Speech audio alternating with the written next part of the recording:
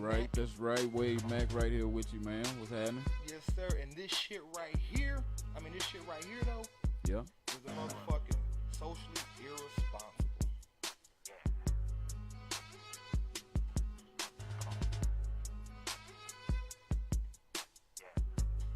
There we go. We back up, man. A little technical. But we back up, man. We got the podcast going. It's about goddamn time, bro. Yeah, come in so we can see you, man. Come in. We can see you. We right here. You see the screen? Oh, there we go. There we go. We got you. Bring the mic in. Look at I'm trying to look all fucking Bruno Mars and shit. Well, you know you gotta look good for the people, man. Come on, man. You gotta If come not, in. they gonna clown you. Come in. We got one screen. We gonna both be in this bitch. You gonna be sitting up like this. All square and shit. Like, come on, man. You see all this screen? Come on. Hey, get That's that. about as far as I can come. Turn it in for us. Let's see. Turn it. There you go. Got that ugly ass nigga. There you go. So what's up, man? How's your week, man? Man, for me, a week is always a grind, man. Busy. Trying to get shit together.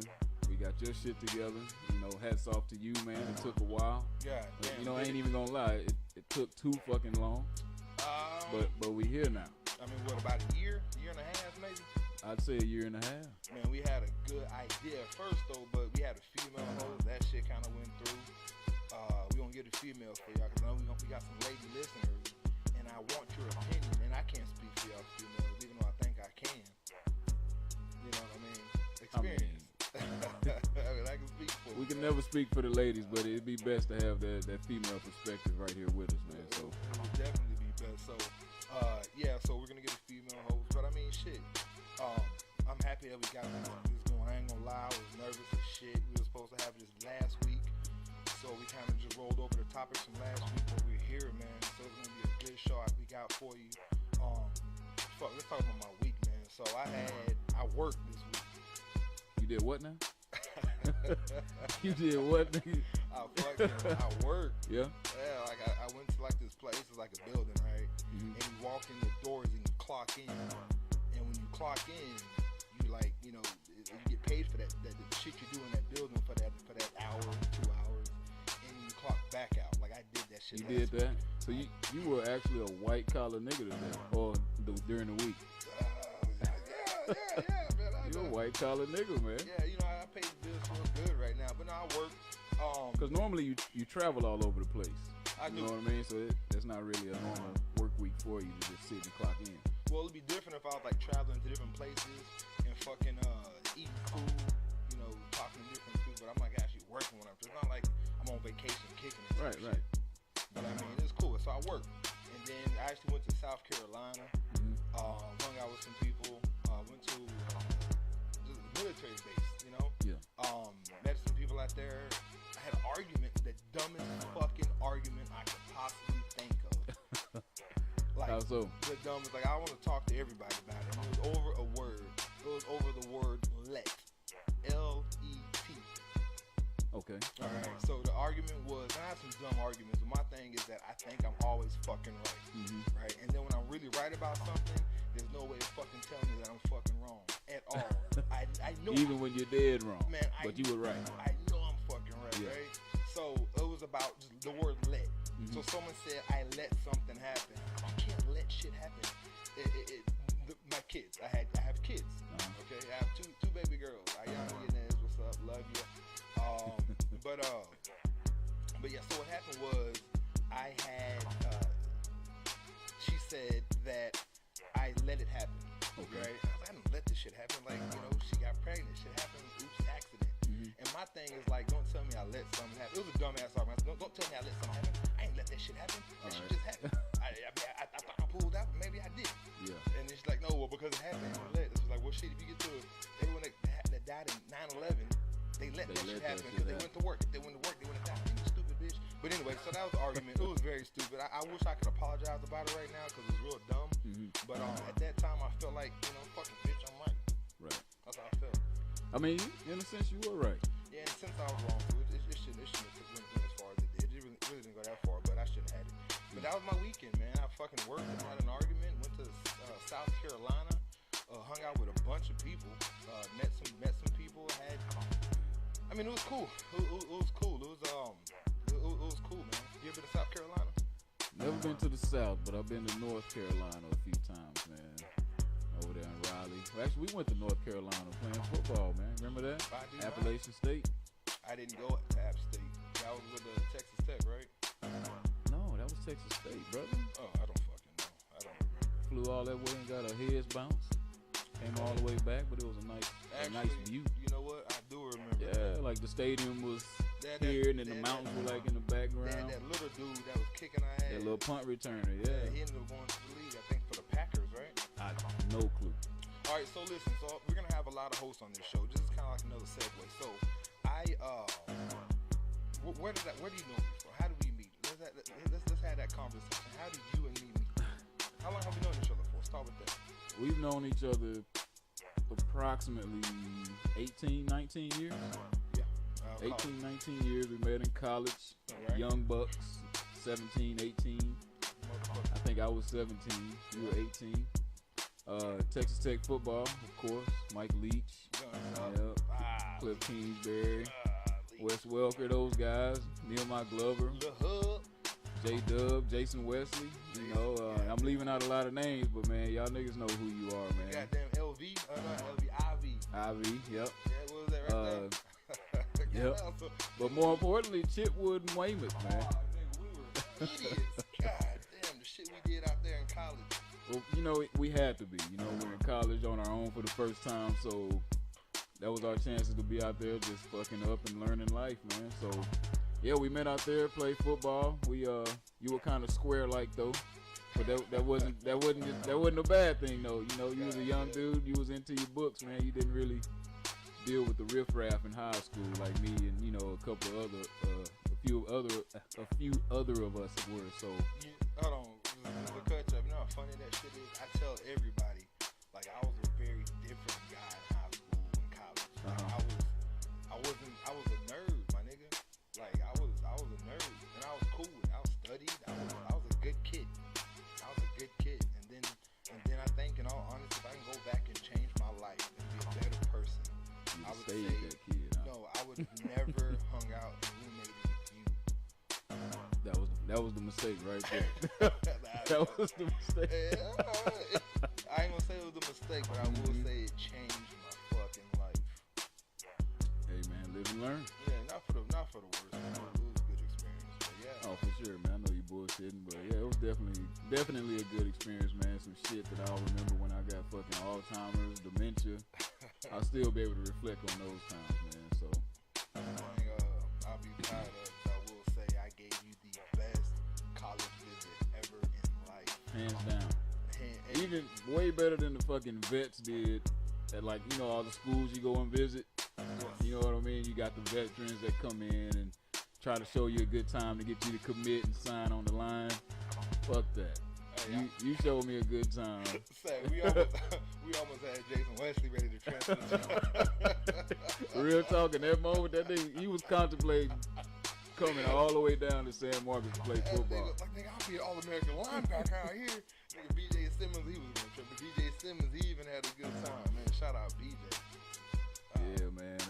That was a blast, man. That was, man, good times. But listen, man, we got a good show for you guys. We got some Spurs talk. Mm-hmm. We got my nigga, a real close friend of mine. I mean, somebody that I've dunked on several times in life. Jarvis Pittman, a.k.a. fucking Flu. Yep. He's a local legend out here, man. I know y'all don't, you know, if you don't know him, you need to get to know him first and foremost. But I mean, before we get to, we're going to talk about some relationships too. Oh, bring it on, man. Bring it on. So that'd be a good one. We actually have someone who's going to call in on the show, and she's going to talk about her little run-in with us men. Oh, word? And she's going to tell everybody how great we are, like how fucking awesome we are as men. And then, but I mean, first I want to talk about somebody that I grew to admire. You know what I mean? This is somebody who I think is a great man, you know, for several reasons. I didn't like him at first, but it's one of those things to where it's like, man, you gotta respect this guy, cause I mean, shit, fuck, let me just get to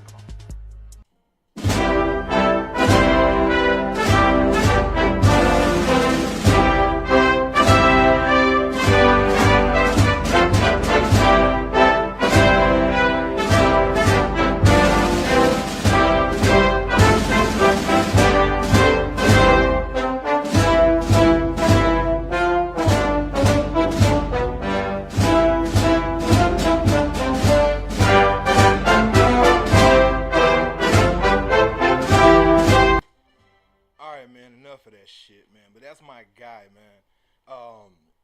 motherfucking president, Donald Trump.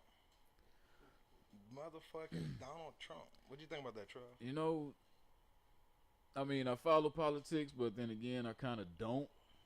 I kind of just pay attention to the stuff that affects me.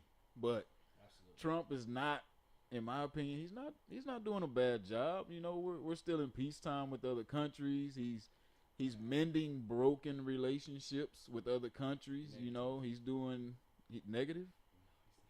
What do you mean? When have the United States and North Korea ever been in any talks of anything in agreement? Hold on, real quick, before you say that. What in your rabbit ass mind makes you think that they're in any kind of negotiation? So just today, Donald Trump was expressing his, I think it was yesterday, he was expressing his frustration on the process on how quickly or how non-quickly it is going with North Korea to make to do what the fuck they're supposed to do. I mean, do they have to be fucking singing Kumbaya and holding hands at the same or the whole time? You know, it's a democracy. Shit's gonna take time. You know what I mean? No, actually, North Korea is not a democracy. North Korea is a dictatorship. That fucking young son Kim Young Sung fight, whatever the fuck his name is. Kim Jong Un. Kim Jong Un. Yeah. That motherfucker Kim Jong Un is a fucking dictator. He says, hey, we're gonna fucking knock out Wednesday out of the calendar and we're just gonna have 6 days of the week. That's kind of what it is. He's a dick, man. So be it. I mean, do we really know what it's like in North Korea? No, we don't. Other than propaganda, Okay. do we really know? We don't know a motherfucking thing. You know what I mean? So that's the type of stuff that I don't pay attention to. Okay. But to see the president of the United States and the supreme leader, which is what they call him, of North Korea, side by side, when that has never been seen before, Okay. that's the first step to mending relationships. Okay. So, I mean, I don't know. Okay. Like I said. Well, say what you gotta say. No. Blue sound like you got something on. Like you got something on. Relationships is a strong word. It kind of is, isn't it? It's all. So how would you put it? My personal opinion, this is all for TV. I don't think we know enough, close enough, hand on it to really tell anything. I think all this shit is just for TV. Trump has literally turned the White House into a soap opera. That's pretty much what it is. You've never seen the insight of just this side of things. Just somebody who is just literally doing things for attention, tweeting, Instagramming, all this. I don't know if he Instagrams, but definitely tweets all the time. Definitely like, tweets. This is just. I don't think any of us know enough to know exactly what's going on, but I believe that Trump is just a small part of something big. Well, you say that, so there's a lot of people that support Trump, which is totally fine. Support what you want. Like I just started off this segment, like I fuck with Trump right now for the simple fact that, and I'm gonna show you why. But like he can literally walk up to you, put his dick on your forehead, and you'll be like, "No, I didn't do that." And you'll be like, "You know what? Maybe you didn't do that." Yeah, I think so. No. Like he does some blatant shit. And Well, like I wish you know Trump is the who's that nigga that made that song? It wasn't me. Shaggy. Was That's it Trump. Shaggy? That's the defense attorney in the world. You're on his side, so you have to defend. Those people that defend Trump do not 100% believe things that he says. They're just I think they his do. defense attorney, so they have to make it look good. There's people that have very educated backgrounds, and Trump does shit all in his political campaign the whole time of the race, and they have to make sense of that. And they gave some very dumb explanations simply because they were on his side. It's like having to say, "Well, yeah, you know, this wasn't that bad, but it really was." But they had to defend it.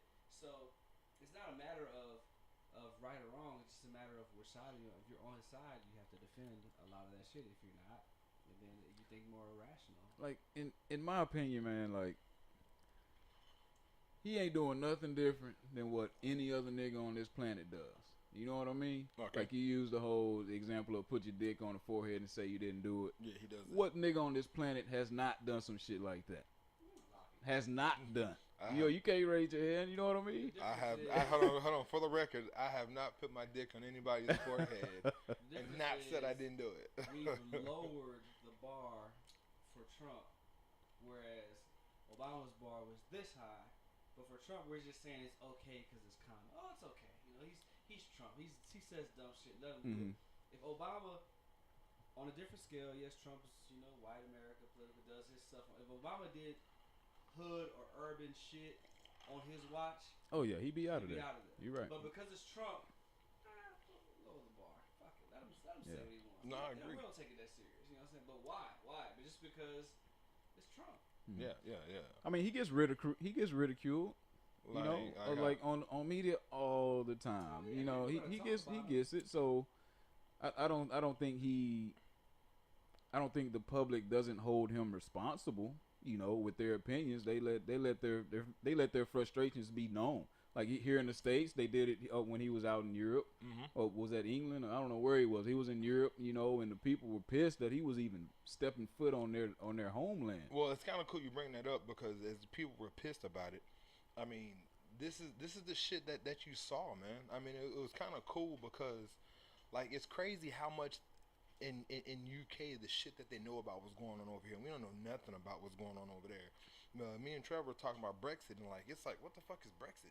But I mean, they have shit talking about, you know, Trump's a pussy grabber, and this is all in UK. This isn't even over here in the United States. These are pictures from when Trump. People are aware. Yeah, I mean, these are pictures from when Trump went to the UK, and this is a protest of them. Look at that, America's shame when they had the border shit, when they have the babies over there. Like all these pictures. Look, motherfucking cock Trump tired of the fucking. That was actually good penis. artwork. That was actually real. You saw the veins and that was the hair, pretty impressive. The pubes and shit. Like that was good. Def. Yeah. You know, transsexuals. I mean, it's a lot of shit going on. This is homosexuals, not transsexuals. This motherfuckers gay. Look, Black Lives. I had to put the black lady on there, and that bitch right there, she's thick. I'm gonna call her a bitch, but she's kind of whatever. But I mean, you know, it's just crazy about all the shit that they're all aware of over there, as opposed to kind of like we don't know what the fuck is going on over there in UK. Like I was talking about Brexit, and that was a big topic 2 weeks ago. And then Trump also said some other dumb shit when he met with Putin. And he had to come back and be like, oh, I didn't mean to say that shit. I didn't mean to say wouldn't. I should have said wouldn't. It was a double negative type deal. And I wish I would have had that sound bite to play. But, I mean, it's those things. So, I mean. These are the things that we pass off because it's Trump. Yeah. It's okay. I got you. You know, it's because it's Trump. If again, it's not gonna be equivalent because they're two different people. But if Obama did some stuff on the equivalent level, you know, said nigga and said, oh, my bad, I just said it. You wouldn't just pass. They would impeach him, right? Because it's Trump. Yeah, they would. You're absolutely right, man. Oh, you know, it's okay to be dumb if we know you're dumb, but if we think you're smart, it's not okay to be dumb. Right. That's actually a good way to put it. I mean, like I said, he gets away with murder. But like I said, it's awesome. I wish I'm not even pissed off anymore. I'm like, you're not pissed because it doesn't affect you. That's why. No. People that are on our level, you're not in the tax bracket for it to affect you. If you were in the tax bracket, if you were in the area where that's a good point. It has nothing to do even with Obama, because even with Obama, I don't think it really affected me because I'm not in that tax bracket. True. But if you were someone who was spending millions and losing millions on these policies and these bills and things that we're passing, then you would feel more affected. But because whether Trump or Obama is president, you're in a tax bracket of middle class where we're not really hugely affected. We're not poor enough to be affected by Medicare. We're not rich enough to be affected by taxes. So our life kind of stays consistent. We're cool. We chill. Yeah, we're in that safe zone. If you were losing $10 million a year, yeah, you'd be like, fuck this shit. Like, somebody got to go. Yeah. Or if you were making $10 million more, you'd be like, fuck that nigga this gotta shit. stay. Somebody got to stay. Yeah. It's not really affecting you, so it's all kind of banter if you're not really being affected by it. Yeah. No, I totally get it. But I mean, like, I don't know. I'm not making $10 million. I'm not losing $10 million. But I just, like I said, at the end of the day, I'm not a Trump fan at all. I'm not gonna sit here and pretend like I support him because I do not. But I'm envious of him. Like I'm envious of him. And like the reasons is just like shit. He can literally, like, okay, so this is the best way I describe Trump. So we have a success story. So everyone was like, oh, Obama, he is the first black president. Like he is the first black president of the United States of America. All right, sorry about that. Anyway, he's the first black president of the United States of America, right? Cool, that's dope. That's good. That's good information. But the thing about Obama being the first black president You know, all the white people voted for him. White women loved him. He was a good guy, well spoken. He had no blemishes on his record, so to speak. He was orator. He spoke so well. But the thing that's crazy is Trump. He came out basically saying, you know, bitches ain't shit. He grabbing pussies. He's saying racial rhetoric. He's talking about women, and yet he still was voted the highest position of the free world. Yeah, it's the American dream. Do you know how many people he related to by being himself? He was like any other candidate. Like what was the other Democratic the old white guy? Hillary. Bernie Sanders. Bernie Sanders. Yeah, Bernie Sanders. No way in hell he represents most of white America. But Donald Trump is that guy that is a prime representation of what white America is. So for him to come out and be able to say the outlandish stuff that he says, you know, for him to come out and be, you know, sexually harassing people allegedly, you know what I mean? Like, nigga, I can't even say niggas. White America can relate to that type of stuff. You know how many business executives, people that own like billion-dollar businesses, grab women by the pussy and get no flack behind it? You know what I mean? Once again, What's I'm Damian Chandler. I do not randomly grab women by the pussy. Get out of here, man. You ain't never slapped a girl on her ass without letting her know? My name is Damian Chandler, and I have never just randomly slapped a girl on the ass. Flip the script on the Obama got people that were in urban areas to vote that never really would have voted because of Obama. Trump got people, you know, people that hated certain things about America that would have probably never voted. Okay. To come out and vote. Yeah. Just because of their hate for something else. The difference is urban, in my personal opinion. Okay. Black, urban, minority people are not just gonna elect Flavor Flav because we don't like Trump. Right. We're gonna elect what's right, even if we don't necessarily, or what's closest to right. And unfortunately, in my personal opinion, some white people will do what they want instead of what's right. What's right? Yeah. It makes sense. But I think damn sure wasn't gonna elect a woman. All this time, they barely wanted to elect a black. If it wasn't for Obama's ability to pull the black vote, young, urban, poor, who were not voting, he would not have won. Yeah. So they damn sure wasn't gonna let a woman come back and do that afterwards. They did because she won the popular vote. Well, this is the thing. Now, I think Hillary fucked herself up because Hillary was going after the black vote. So I mean, this is the thing. You have a country. It's 13% black Americans, right? You don't go after the 13% if you want to win anything. If you have 100%, you don't want to win that 13%. You want to win that 64% white vote, right? But she was so worried about that 13% who was going to vote for her any fucking way. I mean, after fucking her, Beyonce and Jay-Z was on stage together, she had that. But the thing that people don't understand, so in this election they had in Texas, so to speak, Trump lost Dallas, Houston, Austin, San Antonio. Believe it or not, all those cities, the top 4 cities in this state voted for Hillary. That was a total of about 5 million people, right? You understand, Texas has 21 million people in Texas. So all those little Cibolos, Shirts, the Lamarck, you know, all these little small. Not Lamarck. Oh yeah, you know Lamarck full of niggas, boy.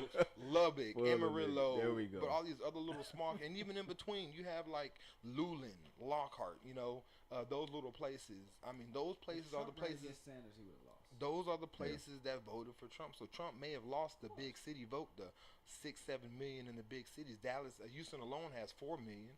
So he lost probably that, you know, maybe 10 million from the 4 big cities. But he won. What, 11, 12 million in the other cities, in the small cities. If he ran against a qualified man, he would have lost. So America wasn't ready for, let alone was ready for a black president. Damn sure wasn't ready for a woman. If he ran against Bernie Sanders, he would have lost. Well. This is kind of the cool thing. So I got some Trump clips, you know, and I'm gonna play it for y'all. So this is the interview he did about Brexit, and I thought this was hilarious. And this is when I became a fan of Trump. Explain Brexit though. You gotta explain it. I don't want to explain Brexit. It's boring. So Brexit is Britain, the UK actually leaving the EU. The EU is the European Union. So the European Union created basically the euro, like the American dollar.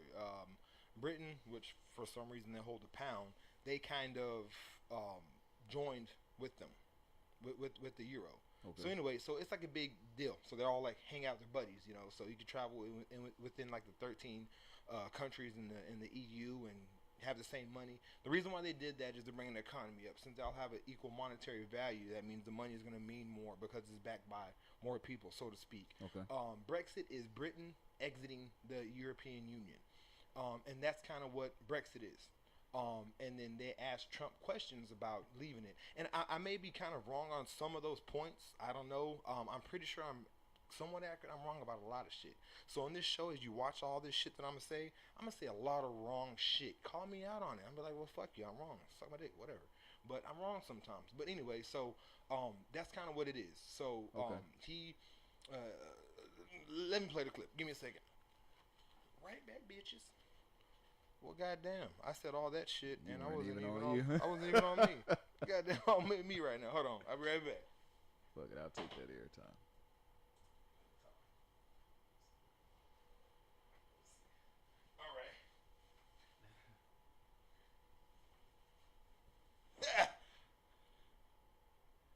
All right. Okay, I'm back. So, so Trump was over there and heading to the UK. This is how do I look? Look at this nigga. I look like a. You did. I think I look. You know, it wouldn't be half bad if you cut off like half of your body. You know what I mean? You got the shorts on, nigga, with the.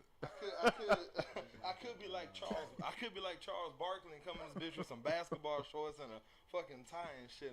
I got look. Your upper half's cool. Look, I got what is this? The little elbow pad and everything. I got this from I think Burlington, maybe KG. I don't know. Goodwill jacket. This nigga said like a Goodwill jacket. This nigga got jokes, but. No, but so listen. So this is the conversation. So, I'm the reporter. Okay, I'm the reporter for this evening. And I'm talking to Trump. So we have Trump. He came by and he wanted to talk to us. So we have Trump. So because you're going to the UK, what will your message be on Brexit, sir? Brexit is, I've been reading a lot about Brexit over the last couple of days, and it seems to be turning a little bit differently, where they're getting at least partially involved back with the European Union. Okay.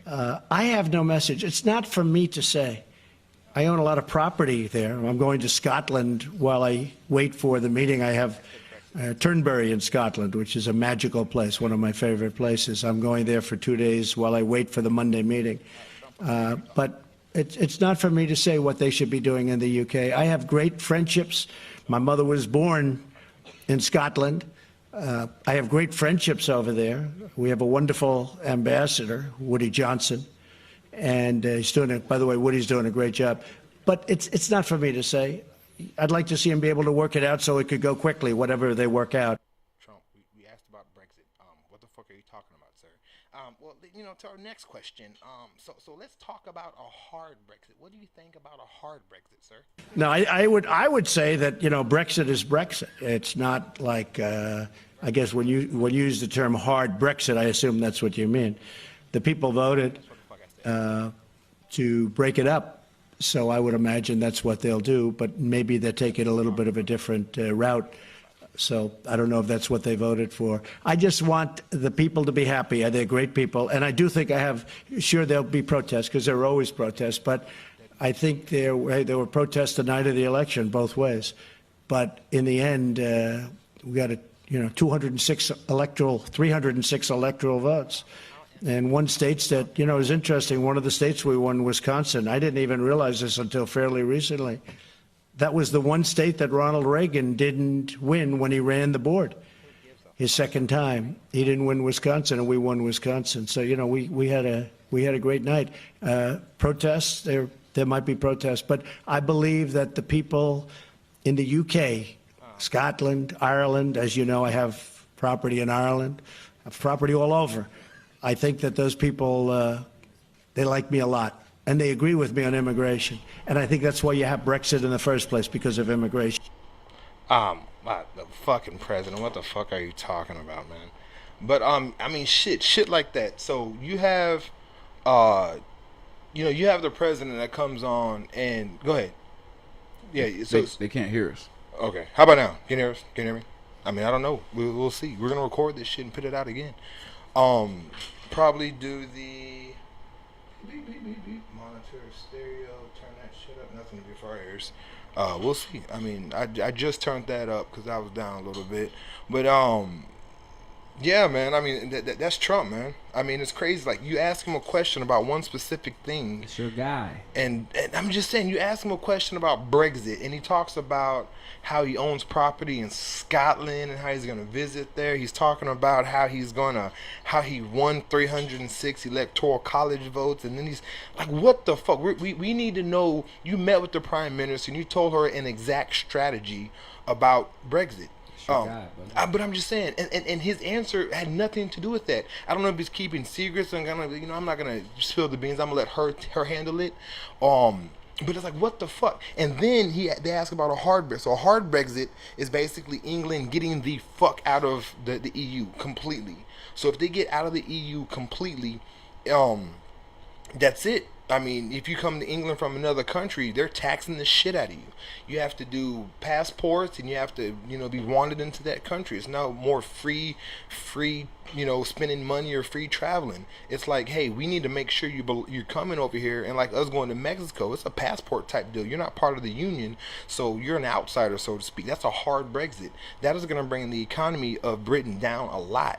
But I mean, so he asked him about that, like, how stupid would that be? And his question was, or what does he think about a hard Brexit? And his answer was, well, we did better than Ronald Reagan. Like we did better than Ronald Reagan. I was like, what the fuck was that about? I mean, I don't know. Anyway, so that's kind of my Trump talk, man. I mean, Trump, like I said, man, I don't like the guy, but I'm kind of envious of him. You just said you like the guy. You don't like the guy. What the fuck? Oh, listen. I love this guy. He's my guy. And then he's like, I don't like the guy. It's not so much I don't like him. I've earned. I'm jealous. I'm envious of him. I wish I could be like fucking the hell out of some bitch, and my wife walks in, not married. My wife walks in, and I'm like, oh man, this. You know what? I fucking went to work last week, and I'm tired. I'm hungry. Can you make? She said, oh yes, no problem, Mr. President. I don't think it's You think his wife is doing that for him? That's a whole nother comment. That's gonna be a whole new show. That's gonna be a whole new motherfucking show. But the thing is, it's just once again like, it's just crazy. I'm hot as shit in this jacket and this goddamn. Yeah, gonna get out of character, man. My fucking white reporter. I've never been a white reporter. I'm probably be the worst one because I'm asking fucking Black Panther questions and how do you feel about Louis Farrakhan? God damn it. But yeah. So anyway, I don't know, man. That's Trump. That's Trump. But fuck Trump. Let's get off of Trump. We spend way too much time on Trump. So what we got coming up to you guys? We have. So go ahead, Trevor. Introduce our guest. So this is my fuck up. So Jarvis flew. I was gonna just reserve him. He's not a political guy, no, at all. He stays out. He doesn't stay out of it, but he doesn't bring it to your attention. You know, he's a fucking father. He's a MC. Facts. You know, he does his shit. So this other bullshit, he takes care of business at home. He ain't got to worry about politics. I mean, because it's gonna be taken care of anyway, regardless what happens. So, Trevor, man, bring. First off, who the fuck is Trevor? Who the fuck is that? Oh shit! I called this nigga Trevor like 8 times, like Definitely a motherfucker. So okay, well shit. Let me go back. So no, I'm fucking with you, man. No. Listen, so everybody, go back. We're gonna. I need you to hit that reset button. Hit that bitch. Wade Mack. Mack is gonna bring my nigga. I should bring my nigga in, but I kind of fucked up the first time, not bringing him when I should have. So, I kind of dropped the ball on that. So I'm gonna let my nigga Wade Mack bring in my other nigga, Flu. Go ahead. Yo, man. With no further ado, we got What You Like. Oh, now I'm fucking up. Yeah. We got What Your Life Like with Flu featuring Certified, man. Now, if you don't know, now you finna find out. Hold up, it's your boy 3. Yeah.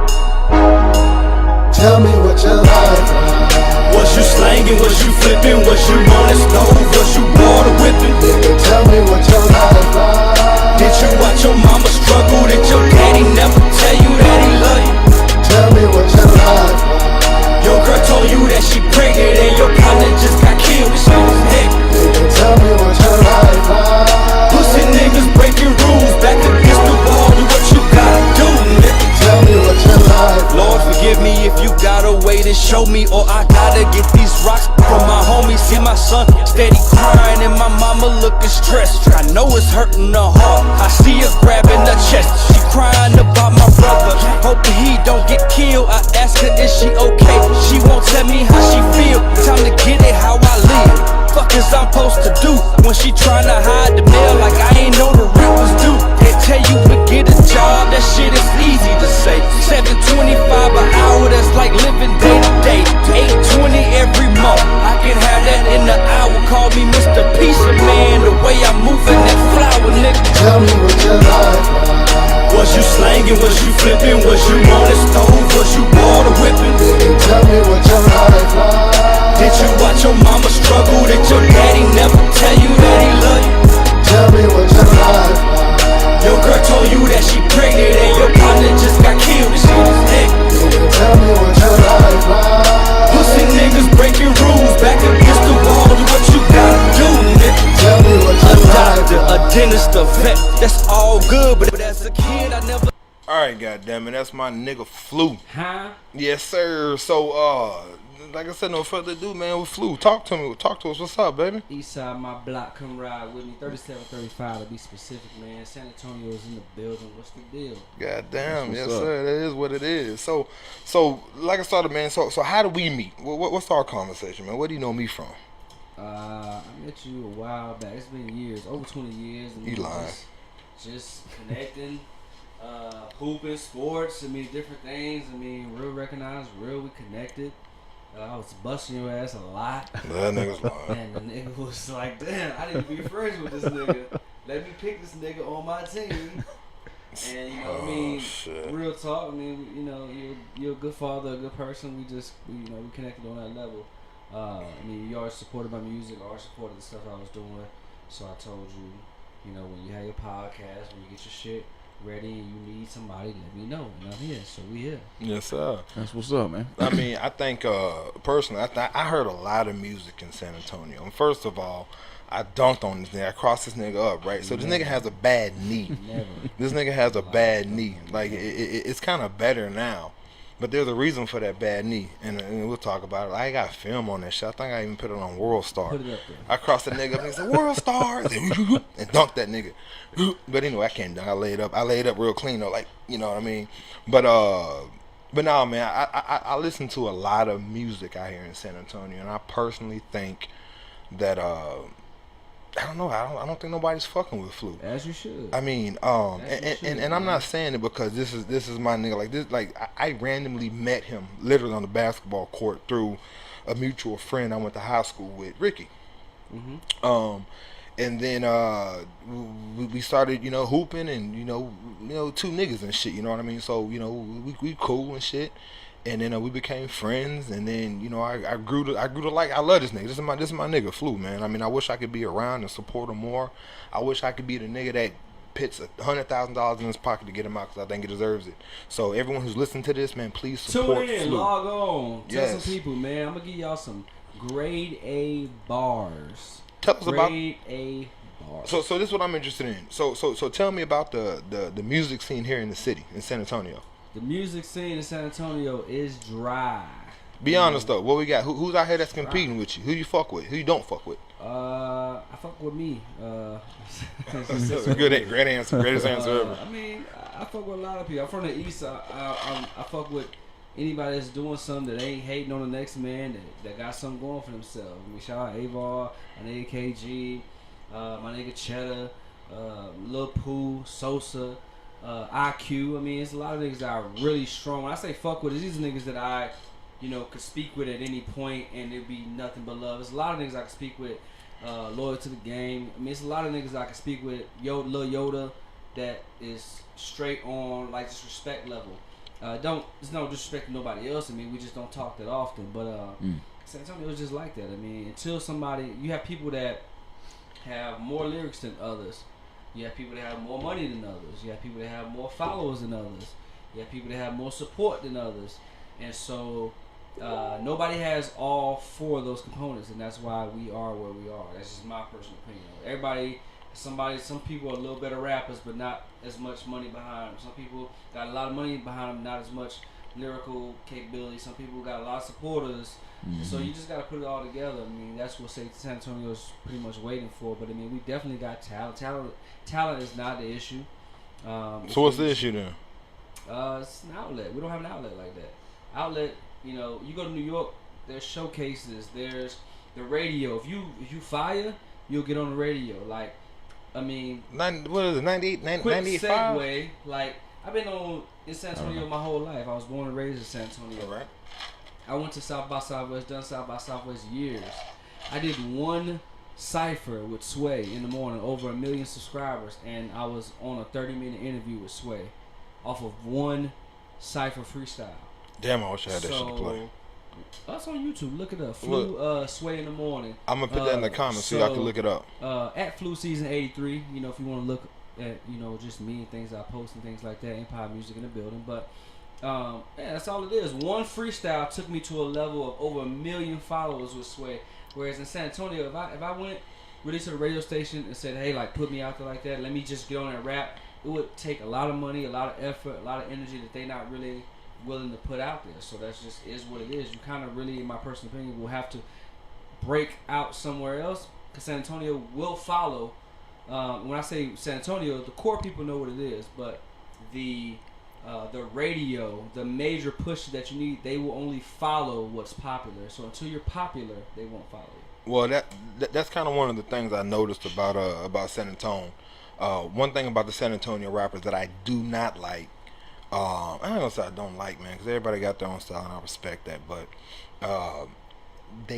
they bite Houston and Dallas a lot. I don't know if you noticed that. I don't know if you feel that same way, but they bite Houston and Dallas a lot. And one of the cool things I do like about Houston and Dallas rappers is you was talking about the radio stations. Slim Thug, Paul Wall. I mean, you understand they put Houston on the map. You know what I mean? I mean, Trevor, Wade Mack, goddamn it. Yeah, Wait, I'm fucking. You got to go before then. You got to go back to Scarface. Rap a lot. Yeah. You know what I mean? Raised on Ghetto Boys, yeah, yes, sir. GK and things like that. But the thing is, but the city supported them. The radio station supported them. You had somebody at the radio station that was saying, you know what, this group, this person, this individual is so fire. I'm willing to lose my job behind this. I'm about to put him out there, and I know it's gonna go. There's no one, in my personal opinion, in a position like that in San Antonio willing to say, you know what, fuck that. I'm willing to bet it all on this person.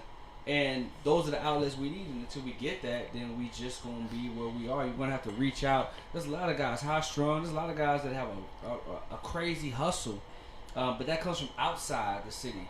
And when, again, the core people, the city know what real music is, they will support you. But until the majors can say, like, okay, that's hot, like, be the first to play something. But I feel like the radio and everybody just follows what's hot or what they feel is hot, and they play that. And until we have our own outlet to do so, then we will be behind. That's just what it's going to be. So who's playing? Who's the San Antonio guy? What, King Kali? I guess he's the biggest one, right? Kali got a great following, got a great, I mean, I've had nothing but great conversations with Kali when we've had them.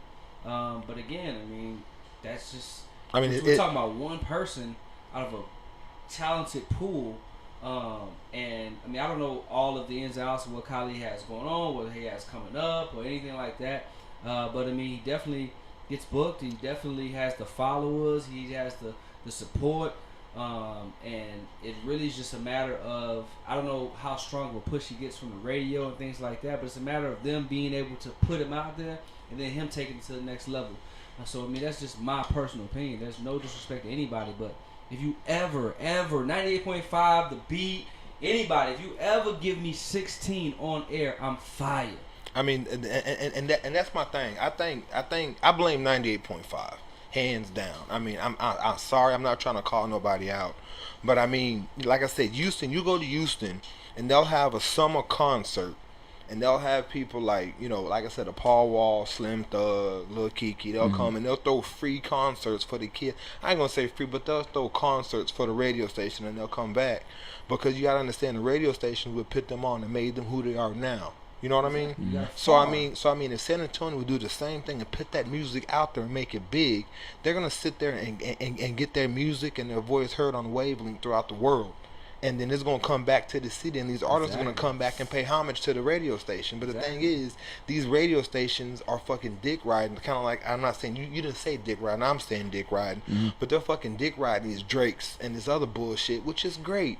And then they have that bullshit Sunday night. I don't even really know if they do. Oh no, it's horrible. They like The locos pero locos. yeah. So I got my papi. He's in jail for he's in jail for 3 months. Gonna do their job. The Drakes and all those shits is fire. They gonna do their job, what they have to do. But like you said, the key point is if you farm from within. Houston built the Kikis, the Treys, the Zeros, and this. So if Houston wanted to do a live, just all out homage to Houston show, they can call on all these people for probably little to no cost. I mean, I don't know the ins and outs, but that's just what I'm looking at because they've put so much work into these guys. And when we do live concerts here from the beat, they do the beat bash and things like that. It's it's always outside people coming in. Home team.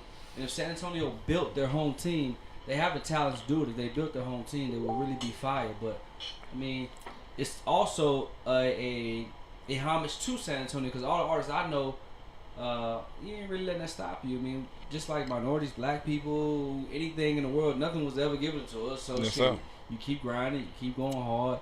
You know that music is not the issue, talent is not the issue, and you just keep going hard. Eventually, it took me a long time to get on that. I've been rapping for years. It took me a long time to just wake up one morning, shout out my nigga Debo, hit me up, hey, go to South by Southwest, do the cypher. Waited 4 o'clock in the morning to about 7 o'clock in the morning with my nigga D. Anthony live at 5, and got on the list at 7 in the morning. Didn't go on till about 12 in the afternoon, and it just was fire. And from that point, Sway hit me up like, hey, this shit was fire. I want to bring you on for a 30-minute interview. It's called Put Him on the Game, Put Him in the Game, Put Him on the Bench. Did a 30-minute interview, played 2 songs. They voted Put Him in the Game, and now my songs are spinning on Sway. iTunes, you go iTunes, get bullshit. I got your shit on iTunes, yeah.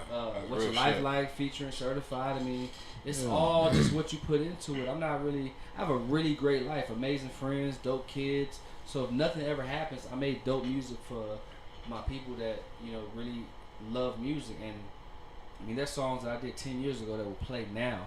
So I'm okay with that. You just really got to get to a point where you're okay with it, and you know that the music is not the issue. It's it's all about being in the right situation and who you know. If you know, that niggas before his time, man. My favorite jam. But yeah, it's fucking dope as shit. But I mean, so how's Sway? I mean, because I remember it's crazy because I was out of town somewhere, and you gave me a call. And he was like, and you trying to get someone right out there with you. And, like, it's kind of cool, man, because I know a fucking rapper. Like, I don't know if y'all realize it. Like, I know a fucking rapper. You know what I mean? And, like, I bring my brother, DeAndre. Like, DeAndre is probably, he's, like, starstruck when he sees Jarvis. It's fucking funny. I laugh every time. But I know a fucking rapper. Not like some little raggedy-ass niggas that, like, going out there and, like, go in the mirror and rapping some shit like that. But I know a fucking really good rapper that's going to make it one day, and it's kind of cool. So, I mean, when I sit here and say, when this nigga has a show or something come up, like, it makes me feel good. Like, when he has a new song come up, I'm on his fucking, he'll text me, his little concerts and shit like that. I need to make more, but I was out of town when back to the conversation. I was out of town when he went to the Sway thing. I was shocked, man. I wasn't shocked as in, like, what the fuck he's doing on Sway. It was more of a conversation like, my nigga finally made it. And then he called and said he's going out there in the morning. You want to ride out there with him and shit? I was like, yeah, my nigga, I would, but I'm out of town.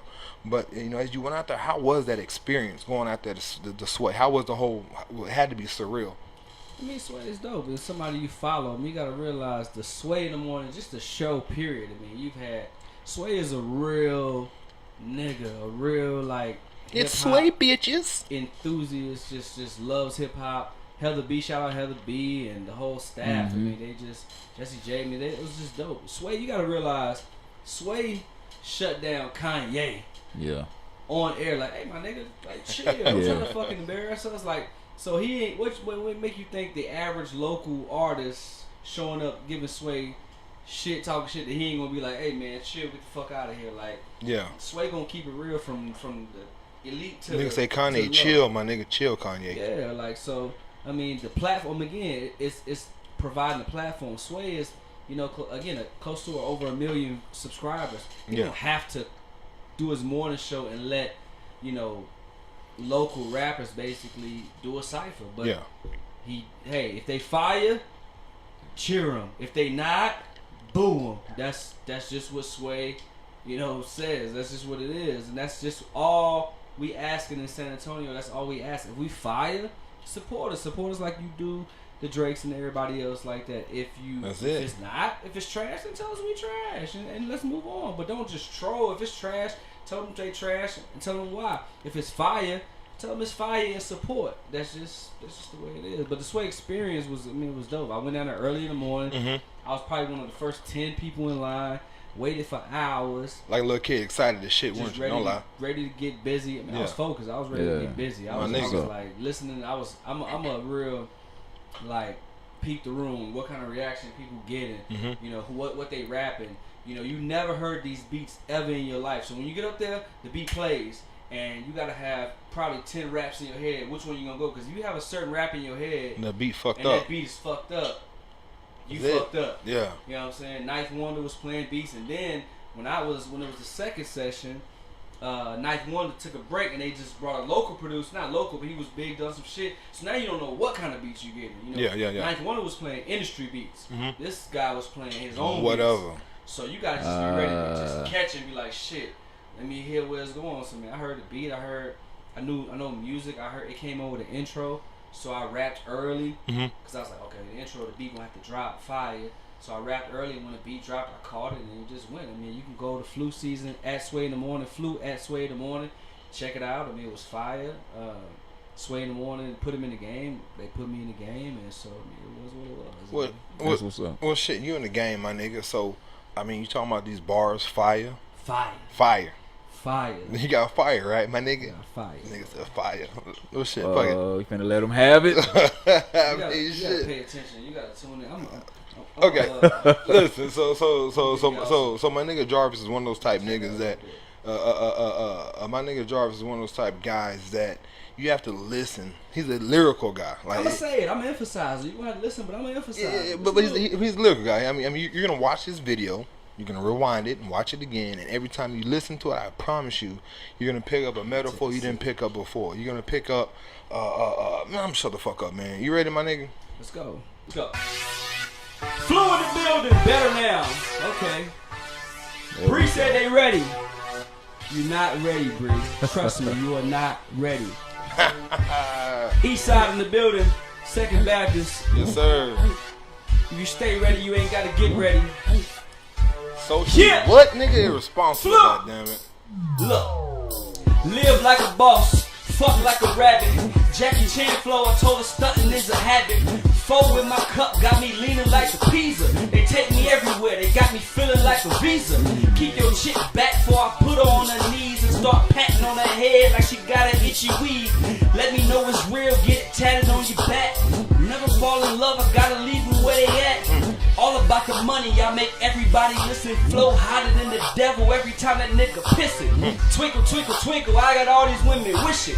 How the fuck you do it? I got all these niggas bitching. Can't fuck with me, but they still gotta try. Terrence Howard in that water, I be fucking with they pride. Main chick trippin', steady calling me a lie. Mashed potatoes, macaroni, shit, I'm fucking with the sides. Give her what she needs, she my temporary thing. I throw it, it's coming back like a fucking boomerang. Jingle-lang, told her baby that's life. I've been killing every feature, so I'm about to change the price. Pay me what you owe me, know a favor for a favor. When you reach a certain level, sucker niggas try to play it. Pay me at the end, told that nigga keep talking. I want mine up front, that's handicap parking. Show you how to be a player. I want every fucking dime in the first 48, or it's about to be a crime. Bedroom killer, I ain't never stopped reppin'. House party 3, I told her sex is a weapon. Don't be immature when you playin' with the kid. Got the video rollin', told her move ahead a smidge. Damn, I be trippin' when I do it how I does. I see walking in her future like she representin' cuz. If she ain't about that action, then she gotta get to going. Shakespeare at the bar told that motherfucker poem. Niggas gon' be niggas, man, they swear to God you owe them. All these doubting motherfuckers, so you really gotta show them. Cruising down the east side, half stove, liquor store.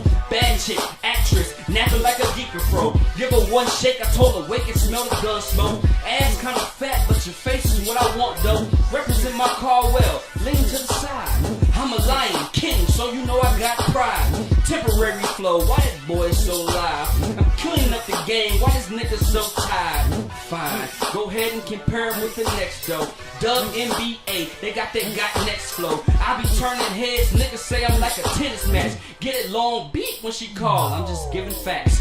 Racks, go ahead and call me Top Gun. Ask me for a ride, she ain't talking about no shotgun. Talking about his face down, ass up, blushing. Diarrhea flow is kinda funny how I run shit. Quick, see I don't really think you want it. I am Spartan, I keep it 300.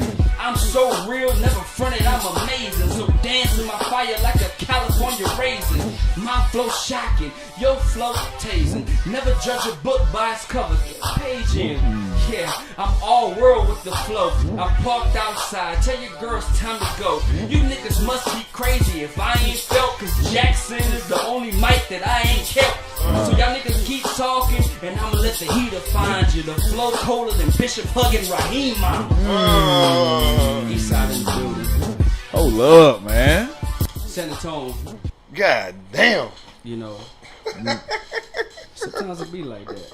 I said, you niggas keep talking, and I'ma let the heater find you. The flow colder than Bishop hugging Raheem, mama. That was some cold shit right there. You know how cold of a nigga you gotta be to kill a nigga and Kill hug a his nigga, mother?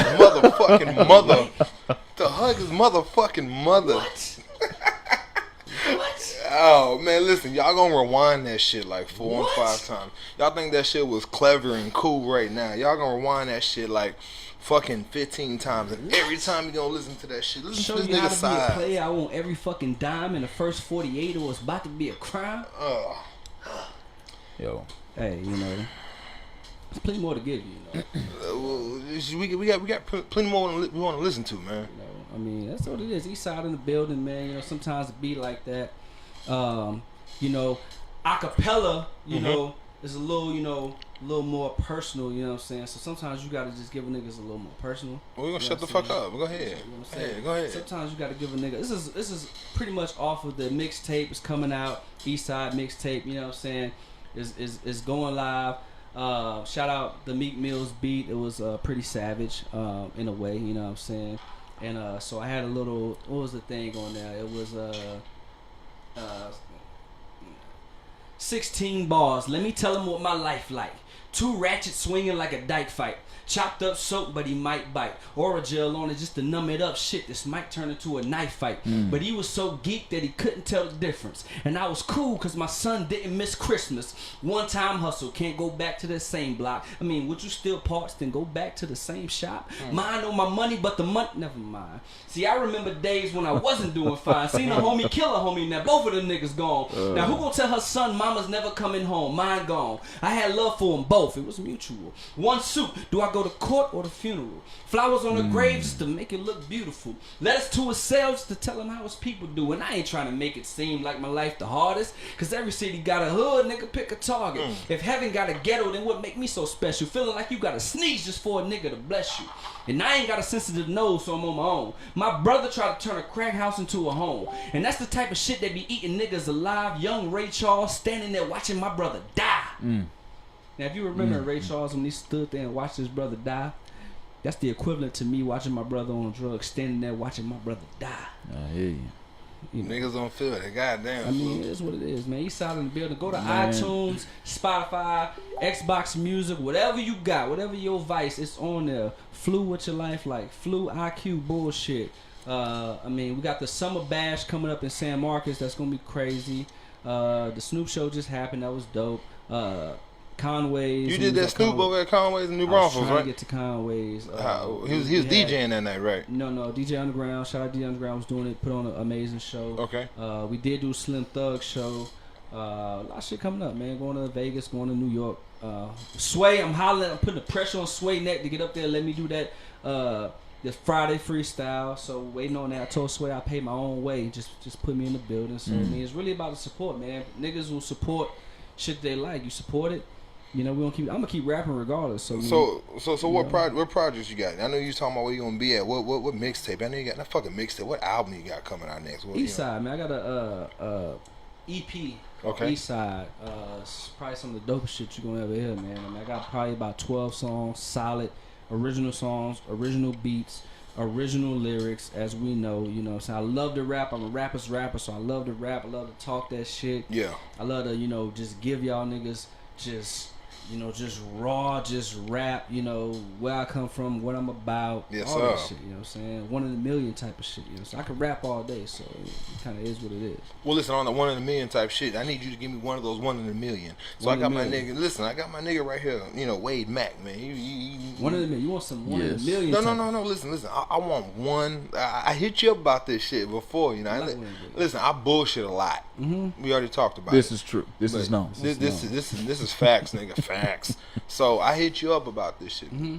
I want to do a track. I want to do one track with you, one song. You want to do a song with me? Not with you, but I want to produce that hoe. You want to produce a song? I want to. I mean, I got a nigga that make beats. Excuse me? That nigga to your left. That nigga to your left. Excuse me. That nigga to your left. 1 in a million. I just want one of those 1 in a million. You know, so I'm just one of a kind. So I guess I see. There's so many niggas out there be hating on me. When niggas see me in the whip, niggas call me Ali because I float like a butterfly. Sting like a motherfucking bee. That's why they follow me, and I ain't even said a thing. Hoes want to rip my boxers off like Don King, but really, what you expect though? When I'm in my fresh mode, fresh clothes, see why it's easy for me to sex hoes? Ice around my neck, people thinking that my neck's swole. Better hit the deck if y'all niggas feeling petro. Don't let the next hoe get up in your brain. Realize they're a dime a dozen, but treat them all the same. Cause I love all women. I just hate some bitches. Cause them the type of ones that'll leave you with some stitches. From your misses to your wishes, they'll leave you with a sickness. Shots fired while you're sleeping. They ain't looking for a witness. I say it all the time. Yes, I come from the block, so you best believe that I earn what I got. I ain't telling no lies. It's a mess in the hood. Them dope fiends strung out, still thinking they look good. They don't never stop. Cause they gotta pay the rent. So if she pregnant, she gonna fuck till her wallet pop. And she got twins and they ain't got the same pops. If you ain't got ends, the game ain't gonna never stop. Even the baddest bitches could turn to a fiend. Be in the crack house talking about I used to be prom motherfucker. Niggas ain't no better. Do anything for the cheddar, man. I'm just hoping that the shit get better. But who am I to tell a nigga to change? See, all I can do is give them the game. And in my mind, I know I learned the same. Because if it wasn't for the shit I've been through, I wouldn't have this verbal form of crack I give you. And I ain't talking about the past, boy. I've been cool. Not talking to sell albums. Playboy, I've been you. You like, nah, I did shit that he can't do. Fool with more bitches that nigga can handle. Plus, I ran the block. They was calling me rap dog. I done had more split ends than shampoo. So what you ran away from, dog, I ran too. This ain't about me living worse off than you. Shit, I got niggas who had it about 10 times as bad. Shit. Niggas just don't know how to rap. So I take my pain and I take my stories and I look to the future and I turn it into glory. I ain't trying to be deep. I'm just speaking my mind. But if it's knowledge by the time it reach the speakers, then fine. Opportunity this nigga knocking, but I just can't sway. All the nigga really needs is a break. 1 in a million. Man, I ain't never heard this version of Flu, man. This is what's up. This nigga is upgraded. This nigga has upgraded his system. That nigga leveled up, goddammit. My dude. That nigga this nigga's been putting in work, man. I mean, when I say this nigga's been putting in work, he's been putting in work. I mean, this, for fucking I love to rap. I'm a rapper's rapper, man. I love to rap. Rappers rapping. I told you when you brought me on here, I was gonna rap. One thing I was gonna. You said, "What you want to do?" I said, "I want to rap." That's it. Fuck talking, man. We talk a lot. Man, we should have skipped that whole fucking Trump shit. Fucking that. I like Trump. He's cool. Moving on. He's man. Yo, but this is dope. Let me be real right now, though. Be real, man. This is the type of shit that's inspirational. You know what I mean? Like for artists, viral. You need inspiration from something, and this brother right here just gave me a ton of inspiration just off of him. Of course, the freestyle with the beat, that shit was dope, man. But the acapella, God. Bro, it's up to niggas like us right here, creative minds, to come up. We got to create our own platform. You gotta figure out a way. This is what it's about. They saying ain't nobody out there really putting niggas out there. Like, let me create a podcast. Like, this is what you're supposed to be doing. This is why your shit will flourish. This is why your shit will grow. You know what I'm saying? You hit me up, hey man, I just want you to rap. This is the platforms you need. So this is how you build in-house. Yes. I believe in you. I believe in y'all vision. I believe what you have. No matter what you do from this point on, if I ever be anything in life, you can get me here in this room. We can give out where we are, but you can get me in this room for free. Yes. Absolutely. I can make $20 million next year. You can get me in this room for free. My nigga. Because you started in-house. And that's how San Antonio has to be built. When they decide to do that, then that's what they'll be. If they don't, This is what it is. Man, goddamn San Antonio, let's get this nigga in the motherfucking dough, nigga. We get this nigga in the dough, he gonna kick her in the windows. We gonna be good. Can I do one more? Nah, can you See do one more, nigga? Nigga, you don't Can gotta do ask. Hold on. I need one yes. How many people is watching? I don't give a fuck how many. Can I get one yes? That's all I need. I need one. Y'all want more? I We got up to 12. You know, so we going. I need one person to say yes, and then You we'll want get. more? I'm about to give you some fire. Hold on, do you yes? guys who wants one more? I need what's the name of the person that says they want one more? One more. Do you Who want says one that? more? Just If you one can more. hear Say and yes. You want one more? Just put in yes. Who is that says we yes? got one. I don't Who? know. That was Bree. Bree Chandler. Bree. A lot of fires. Bree. Who else? Ray, Sharon. Look, you Sharon getting the says yeses. they said one more. Give them what they we want, good. man. Listen. We good. Hold on. I've seen movies. You gotta listen. I'm a culture connoisseur. Yeah. You know what I'm saying? You gotta listen. You know what I'm saying? How Check it out goes. the metaphors, man. Listen, goddamn. Look, let's get it popping off the rip. Everybody know what I'm repping. 37, 35th. My nigga, we getting lit. I ain't trying to glorify. I'm just trying to tell the story. Fish scale. Everybody trying to find Dory. Cut it back and zip it. Trying to get a better life. He left his baby mama trying to get a better wife. He left his only son. Now you looking like a bitch, nigga. If you had a daddy in my hood, you was rich, nigga. Had a father figure. Rest in peace to Mr. Wendell. Taught us not to piss in the wind. Kept it simple. Second Baptist, nigga, I was in it like a deacon. 12 jump Dale had the old head leaking. Everybody shooting, give a fuck about your sleeping. Fiends all in the back, now was looking like a meeting. I came from the struggle, I mean anaconda gripping. I snuck out the house cause a nigga mama tripping. I'm running through the streets thinking that I'm living life, having $1 million dreams, eating butter sugar rice. I never had it all, eating peanut butter toast. Mama paid the power, but my daddy was a ghost. See, when I needed help, I ain't have a Uncle Tommy. I had to throw them hands so a nigga didn't try me. I'm not the perfect guy cause I had bad habits. That's Michael Ealy, kept a 38 under the mattress. White America, got a nigga feeling blackish. Lotus flower bomb, but she feeling like a cactus. Hold your water, baby. Loyalty will make you rich. Be a strong woman, not another bad bitch. I got niggas in the hood that'll die for that union. I know Crips that won't even take communion. It's confusing. They know they got blood in their body and they know it's symbolism, but to them it's not a hobby. So they scream gang gang. Trapped in the system. Pride will brainwash a nigga till he motherfucking tired. Angel on my shoulder will keep a nigga alive while I'm screaming at the devil. Use a motherfucking lie. Look, all you weak niggas, you are not my friends. I will check a pussy. OBGYN. Other bitches get your niggas cause they useless. I peel his cap back like them old school juices. Ruthless. Y'all niggas bullwinkle. Clip full of mooses. You talking but don't know what the truth is. LeBron James when they all see me. No matter the city, I'm repping the East. It's Saytown. What up? God damn it. Nigga. Man, the mic. Man, nigga, where the fuck y'all rappers at, my nigga? What the Flu fuck? season. God Flu damn. season 83. Instagram. Snapchat. Jarvis Pittman. I'm not afraid to give my government name. Facebook. I post a lot of shit.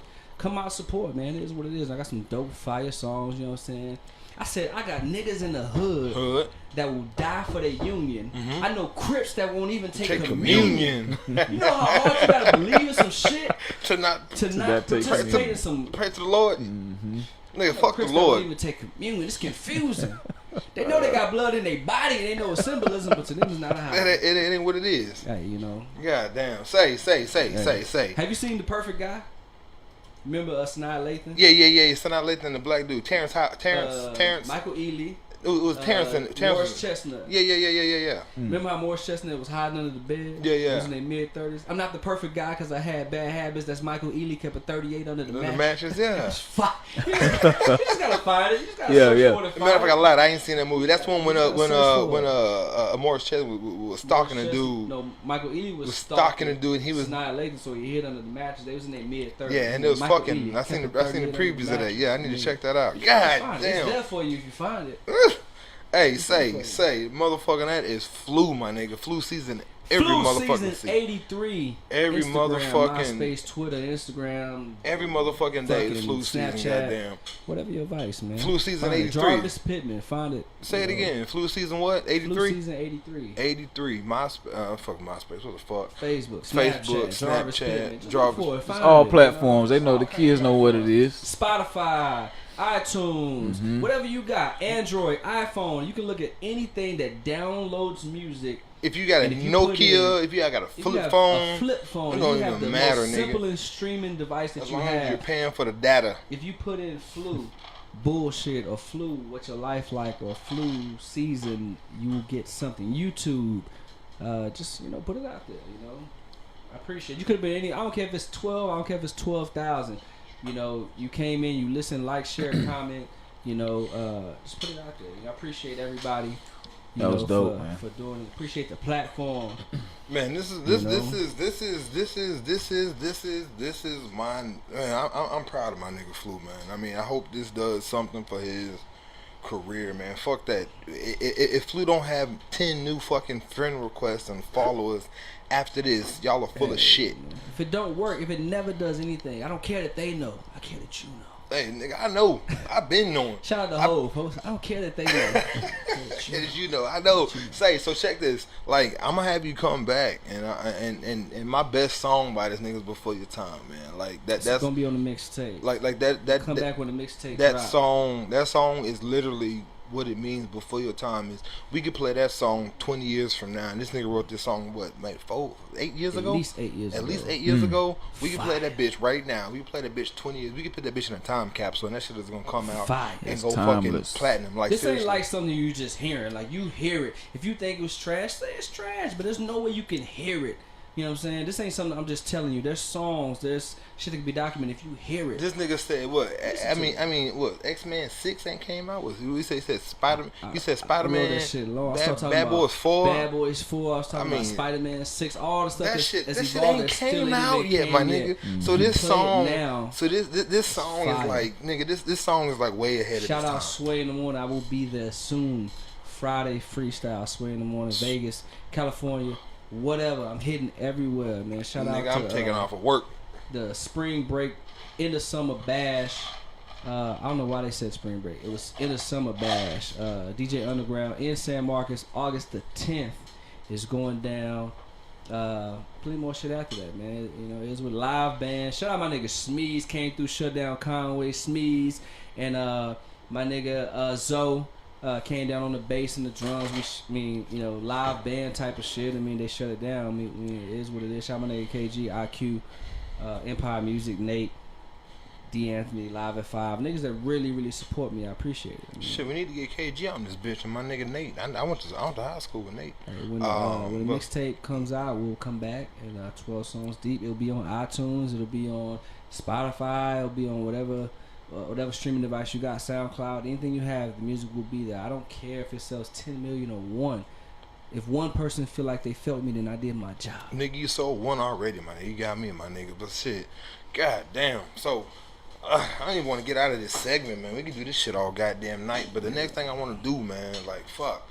I feel like I need to give us like about a 5-minute break before we go to this next topic. But, relationships, man. Relationships. Y'all hold it down. I gotta go do some adult shit. Shit. He got to take care of relationships. So we gonna talk about something. Shout out everybody, man. Shout out Irspnsbl podcast, man. Socially irresponsible. You know what I'm saying? My nigga Maverick. It's gonna be big, all man. day, but it's okay. You know what I'm saying? Drake, what was it? Wade Mac. Don't call the nigga Trevor. Who the fuck is that? Wade Mac, Maverick. Support shit that you have, man. You want an outlet, a channel. It's gonna start off with 12. It'll go to 24 or 2,000.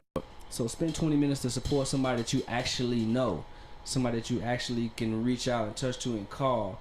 Shout out everybody that I remember: Erica Hernandez, Bree, Sharon, Christina, everybody. Who else you got on there? My phone's literally about to die. I'm not bullshitting. So I'm a call out by memory. Retaz was definitely there. Bree. Shit, Sharon, Christina, Hernandez, my fucking neighbor, Christy. Everybody who had a chance, who got on and got off, who I can't see if you left a comment or did anything, man, I appreciate it. You guys are dope. Again, I've performed at shows where it's been 8 people. I performed at shows where it's been 1,000 people. Like, I've given the same effort, so I appreciate y'all for the ear. I appreciate every ear that was able to catch this, and so it is what it is, man. Shout out Empire Music, San Marcos, August the 10th. That'll be your next chance to catch me live. Come out if you need tickets, if you need a way to get down there, if you just need to know how to get there and support, hit me up, man. I'm reachable. Jarvis Pittman at FluSeason83 Instagram, anything. Hit me up. Hey man, I heard you on whatever. How can I get people down there? I want to support. Hit me up. I guarantee you will be taken care of. Friend request this nigga Jarvis Pittman. That's all you gotta do. I got this nigga's link in the title. You hit me up if you want to. This is Damian Chandler, fucking Maverick. Hit me up and I'll let you know how to go. We can all carpool out there. We can come to the crib, get some drink. Pre-game. Last one we had at Conway's, we pre-gamed. People came. I had probably over 15 people in VIP, free wings, drinks. Let's go. No excuses, with my Slim nigga. Thug. I mean, you come up. I'm not somebody who just like come out. You be in a crowd. You'll never see me. Like if you text me, fucking inbox me. Hey, I'm here. I'm gonna make sure I see you. Appreciate you for coming. If I can get you in VIP, you will be there. And you know you ain't drinks or whatever. Like you gonna get. I'm somebody who takes care of the people that come to support them. That's just how I get down, you know. So I appreciate that you could be anywhere, but you come there to support something that you know that's accessible. So anytime you ever looking to come out to a show, just need to know what's going on, music, songs, whatever you need to hear more, text me, inbox me your email. I'll send you songs, exclusives, everything. It is what it is. You know, Sway. I'm putting the pressure on Sway's neck right now. Sway, goddamn, we coming to New York, motherfucking 5'10" deep, nigga. What's Heather up? B was super cool. It was all super cool, super dope. Put me on an amazing platform. Heather B's cool as shit, man. She seemed like a dope ass individual. And she's a Spurs fan. Goddamn it. So, go Spurs, go. Got to be go Spurs, go. Goddamn. An experience. So Fuck y'all Kawhi. enjoy the rest of the podcast. It's going down. East Side in the building. I appreciate everybody. Yeah. Hey, before you Appreciate leave, you coming through. say, man. listen, before Shit you was leave, I hot. want you to mark your territory, my nigga. I mean, you been here. Hell, wherever you want to, sign on this bitch. Let them know. Let them know. Sign on the bitch big as you can. Let them know you was here.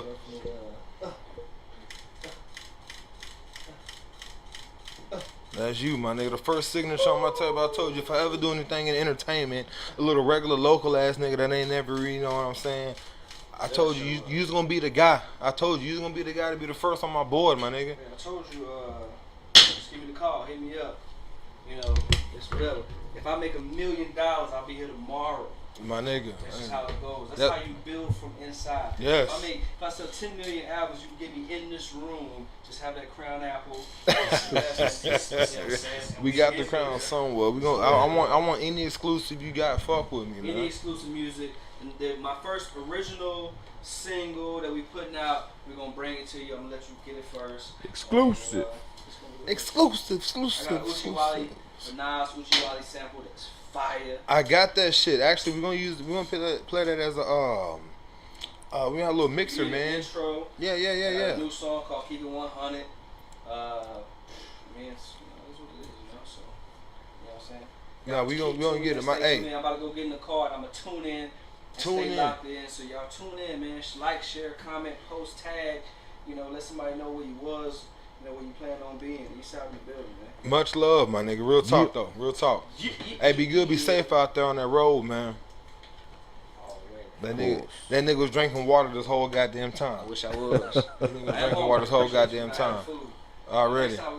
Next time we have some wings and shit. Hey, I went to a what was it, Super Bowl party you had or something like that? You made some really delicious wings. Oh, I had a fight party. Fight party when Mayweather whooped his ass.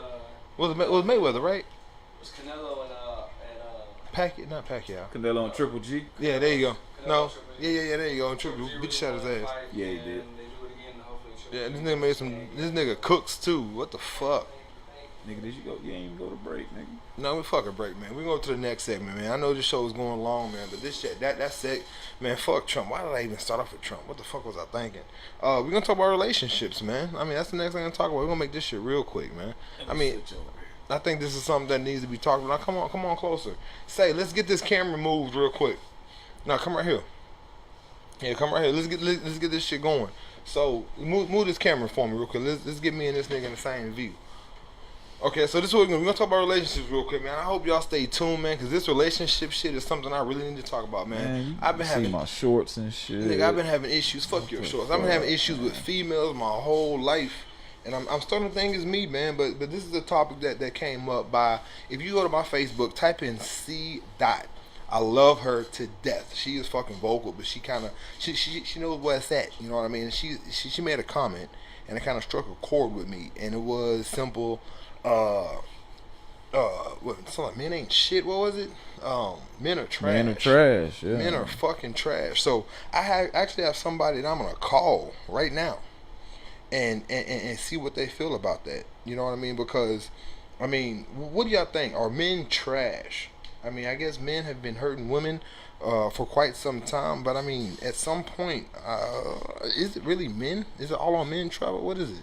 Wade Mack, goddamn Wade Mack. I mean, me, I love myself, and I can only speak for myself and the people that I know, and I only associate with real men per se. So I'm gonna have to disagree, but I do understand there's two sides to a coin. So you got good and bad. So of course there's fuck niggas out there. There's real niggas out there too. You know what I mean? So you can't put us all in a box, just like we can't all call you hoes. So are niggas bitches? I mean, you know, they whatever, also say, niggas is bitches nowadays. Whatever profanity you want to use to describe somebody who is subpar. It is what it is. You know what I mean? I hate that fucking saying. It is what it is. I hate that shit. It's like saying blue is blue. Yeah, I never say that shit. I hate that shit. But hold on. So we got Jamie. We calling her right now. You hear this shit ringing? You hear it? I hear it ringing. You hear it ringing? We gonna call Jamie. So Jamie, I went to high school. I think I went to high school. I don't think I went to high school. Oh shit, Jamie, is this you? Yep, that's me. Okay, so I went to high school with Jamie, and this is Jamie. What's going on, Jamie? How you doing? How's your evening? My evening's going all right so far. Man, this is so crazy. So we had a super dope segment. We had a kind of like okay Trump segment. I was kind of like, you know, and then we had a super dope, you know, rap segment with my nigga Flu. You need to check it out. And now we got you. So I need you to make this segment as fire as the last one. But so we have. Don't put pressure on her. I'm putting so much pressure. I know, right? You want this to be natural as possible. Fuck Hey, man, we did go to high school together, but I think the last time I talked to you, I couldn't have been more than maybe a sophomore. So. So you went to Madison High School. So like I started every segment with the individual I speak with. How did I meet you? Any memories? I mean, cause I don't know. I think you're a grade ahead of me, right? Or no? No, I was like 2 grades below you. When did you graduate? 2001. Okay, so I graduated 2000. So you. Okay. So then it was 1 below. Yeah, I was a little young buck. So okay, so we went to the same high school. I was a nerd in high school. We already talked about that. We got that. But you were a jock in high school. No, let's not talk about it, man. It was old school. But so check this out. So the topic that C-Dot brought up was men are trash, and as she said that, she probably had maybe 200 comments on that, and it kind of resonated with me. And then I remember you commented on it. You made a comment about it, and you had your own personal feelings on men being trash. Now I'm not gonna say whether you think men are trash or men are not trash. I personally believe. Fuck it. Let's hear what you got to say. Talk. What you got to say about it? So, at least in the San Antonio, or maybe it's just the South Central area, the men here are trash. They're definitely trash. It's a fact. Damn, she didn't even. And that's truth in my personal experience. So why would you say that though? Like that's kind of like a bold statement, I think. So. Do we need to define what trash are? Or do we need to start with defining what men are? I asked you a question. You answer however you so what is trash? Let us know what you feel trash is. So to me, trash for a human being is somebody that you can't depend on. Every time they say anything to you, it's a lie. You can't trust them as far as you could throw them. And I don't care how strong you are, how far you can throw them. No matter how far it is, that's too much trust to give them. Shit. Okay. They've proven it with their actions. Okay. So if you tell me I'm gonna call you before I go to bed tonight, even if you shoot me a text message, I'm gonna consider that as yes, you touch base with me. All right. But if I call you when you send me that text and then you ignore me for the rest of the evening, at that point there's something going on. You just texted me, why can't you pick up the phone and say, hey, what's up, and give me 5 minutes of your time? Because let's be real, text messaging is not real communication. It's just shooting a quick message here and there. So your basis of trash is on communication, so to speak, which is big in Definitely. relationships. I get it. I understand. Yeah. And that's a big part of it. But if you are also out and outright lying to me, where are you at? I'm at home. Really? Because so and so just sent me a picture of you, and then you turn around and send a picture of them to them. Who hurt you? There were several. That's the question. Who hurt you? Who did it? No, seriously. No, I'm serious. There were several. Okay. There really was several. Now, one thing that I've noticed. Now, I did a college program that took me to Orlando, Florida, for a good 8-9 months. And one thing I've noticed about people, and this is my thing, I don't think men are trash. I think people suck. I think people all around are trash. So my whole emotional feeling about it is that it's not a man or a woman thing. I think it is centrally a person thing, men and women. I think women are full of shit too. Don't get me wrong. There are some women that are full of shit. Okay. But in my experience, if we're going to draw numbers, men are in the 99th percentile. And I guess, what do you think, Trevor? Would you agree to what you say about? I don't know. Right? Well, I mean, but I'm more interested in the preface. What happened? What caused you to feel that way? What caused you to publish that post? That's what I would like to know. Listen, hold on. She didn't publish the post. She agreed adamantly. She was like, "Fucking, oh yeah, men are trash. They ain't shit." You know what I mean? So she didn't disagree at all. But I agreed on the post. Like heavily. Okay, I got you. So, and the reason why I agreed is because 99% of the men that I talk to lie to me, no matter what it's about. So real quick. So at what point, if 99% of the men you talk to, at what point are you going to put that on yourself, on the men that you choose? Well, it's not even, when I say 99% of the men that I talk to, I'm not even talking in a romantic and one-on-one way. Okay. I'm talking in a very platonic business setting situation. Okay. Just at the grocery store. Just a normal conversation. Just 99% of the men that are talking to me, whatever they're saying is bullshit. Okay. And I usually count it down if they approach me. I thought you opened. Like, it's going to take... He's going to give me a compliment. I'm going to say thank you. Then he's going to try to figure out a way to continue the conversation. I'm going to respond in a friendly manner. He's going to take that as an invitation. And then shortly thereafter, usually within a minute or two, that's when they're trying to get a date, get a number, whatever. Okay, so listen. So check this out. So one thing that I noticed when I was in the college program on the East Coast. Well, I was in Orlando, so South, East Coast, whatever you want to call it. Anyway, there was a lot of people from the New England states, you know, the 13 colonies, and a lot of people from New York, of course. Just a lot of people from the East Coast. A lot of people from the South fucking lie a lot. Like men and women, like they'll be the first ones to be like, "Oh, I don't have a girlfriend," and they got a girlfriend. "Oh, I'm not fucking nobody else," and they fucking somebody else. I was dating somebody from Boston, and I cared about her. She was a really cool female. Anyway. But the conversation was, I was talking to her, and I was like, "Hey, so who are you talking to? Who are you dating?" She said, "Oh, well, I'm dating other people. I'm actually dating a guy that you know. His name is such and such." And I was like, "What the fuck? Like, why would you tell me that?" And and it kind of caught me off guard. But I will say that she was very honest about it. And I couldn't do nothing but, am I going to jump in this situation or am I going to jump out?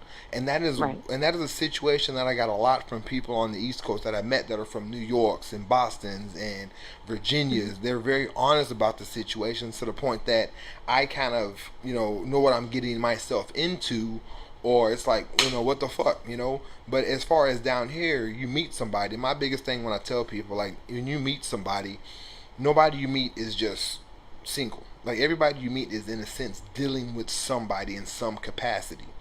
And when you meet somebody, it's like, "Oh, no, I'm not dealing with nobody. I'm completely single." It's like, man, bullshit. You pitch your dick, or some niggas, has been inside your pussy at some point within the last month. So let's be honest about it. You know what I mean?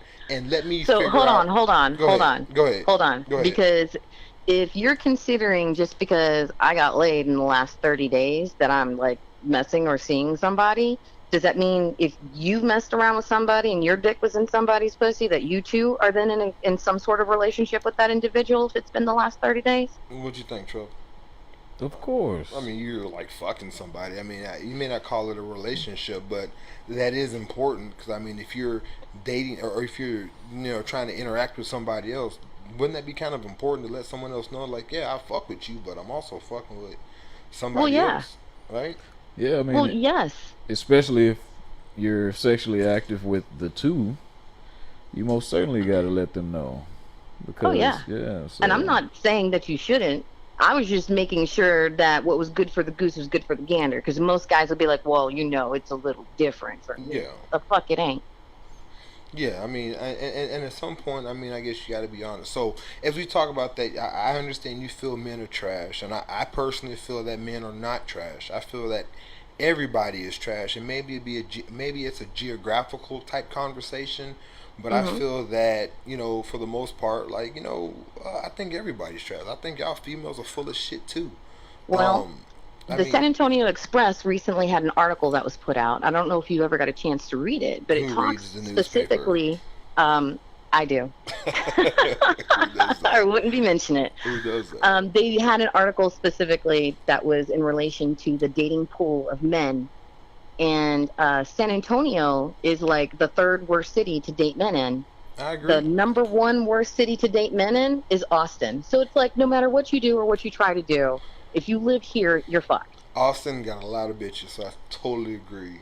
Well, Austin would be a horrible I heard something like that. There was like a stat based on Ashley Madison subscribers, and San Antonio was like the least likely place you should find a man because like their stat was super high on Ashley Madison that they're cheating on their wives or significant others pretty much. So if they're San Antonio was at the highest. So if they're cheating on their wives, then they're gonna treat you the best. So the last dude that I was talking to, his name was Brad.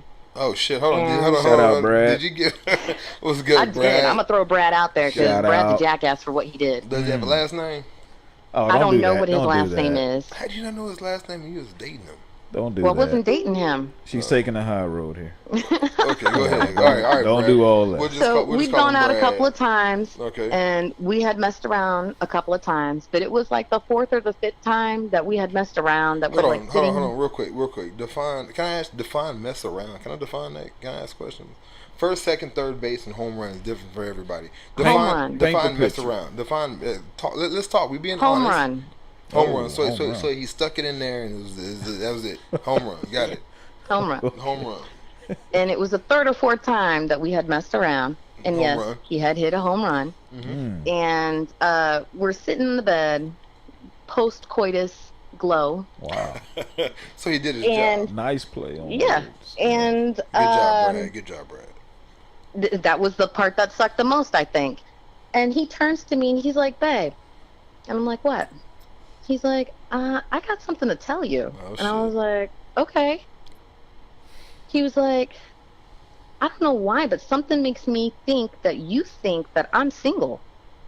Ooh. You a lie. You a liar. I'm not. You a liar. No, I'm not. Those are his fucking words. That did not happen. That did fucking happen. You want to know? It happened like that, and I could call 3 bitches right the fuck now who could confirm that shit because I complained about the way that shit went down. So what happened? He was like, after and that? I was like, "What do you mean I think you're single? Of course I think you're single. I met you on a single person's dating website." Okay. Okay, so what happened And after that? he goes, "Well, no, I'm married." And I said, "Excuse me?" Yow. After the 4th time you said? Yeah. I don't know. Maybe you have some really serious like he couldn't I don't give a shit. Or maybe he was just a dick, but I don't know. Yes.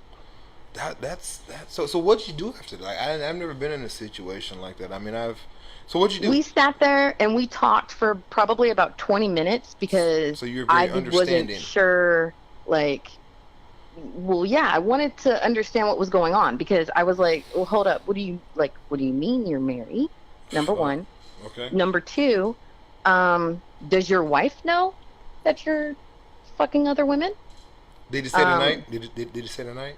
No, he didn't stay the night because his wife thought he was at work. Did he ever stay the night? Well, he was working. No. Technically No. he was working, right? No. Never stayed the night. Never stayed the night. Okay. Damn. but it wasn't always at night. Oh.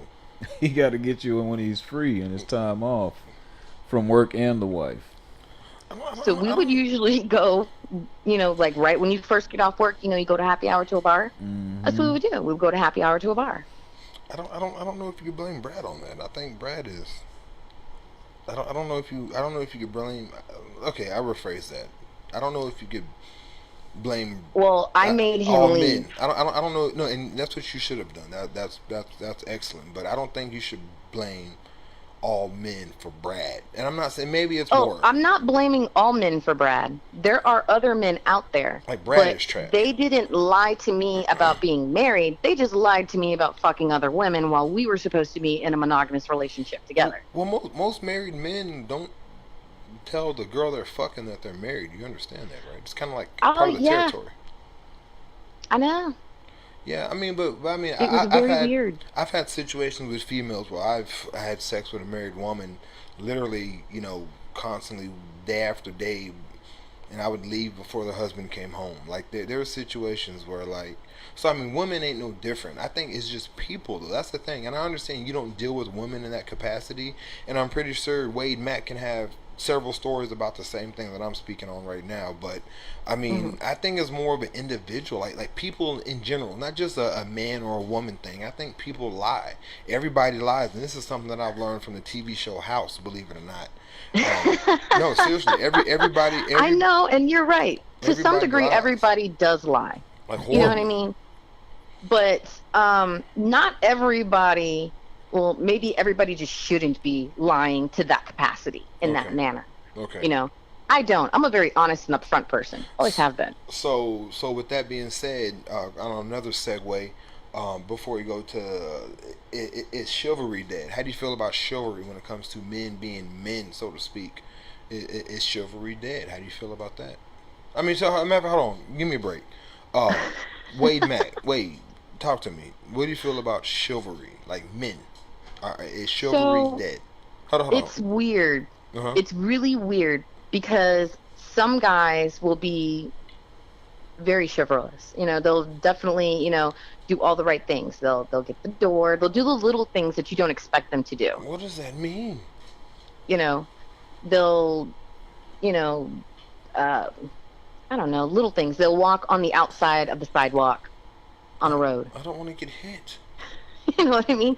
But even the chivalrous guys, those guys who present those really good manners that you would think would be that type of person, really it's a fraud and it's a facade. You can't be a chivalrous individual if you're full of shit. And the problem is that most men are full of shit. So even the chivalry that they're giving me, it's bullshit. It's just so they can get laid.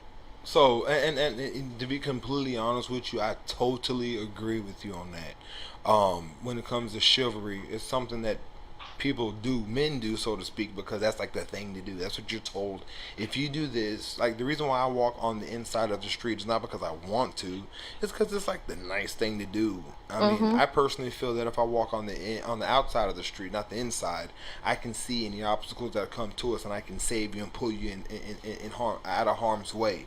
So I feel like me being on the outside, to where you're in my view, as well as the car on the opposite side of you, I feel like that's a better position for me.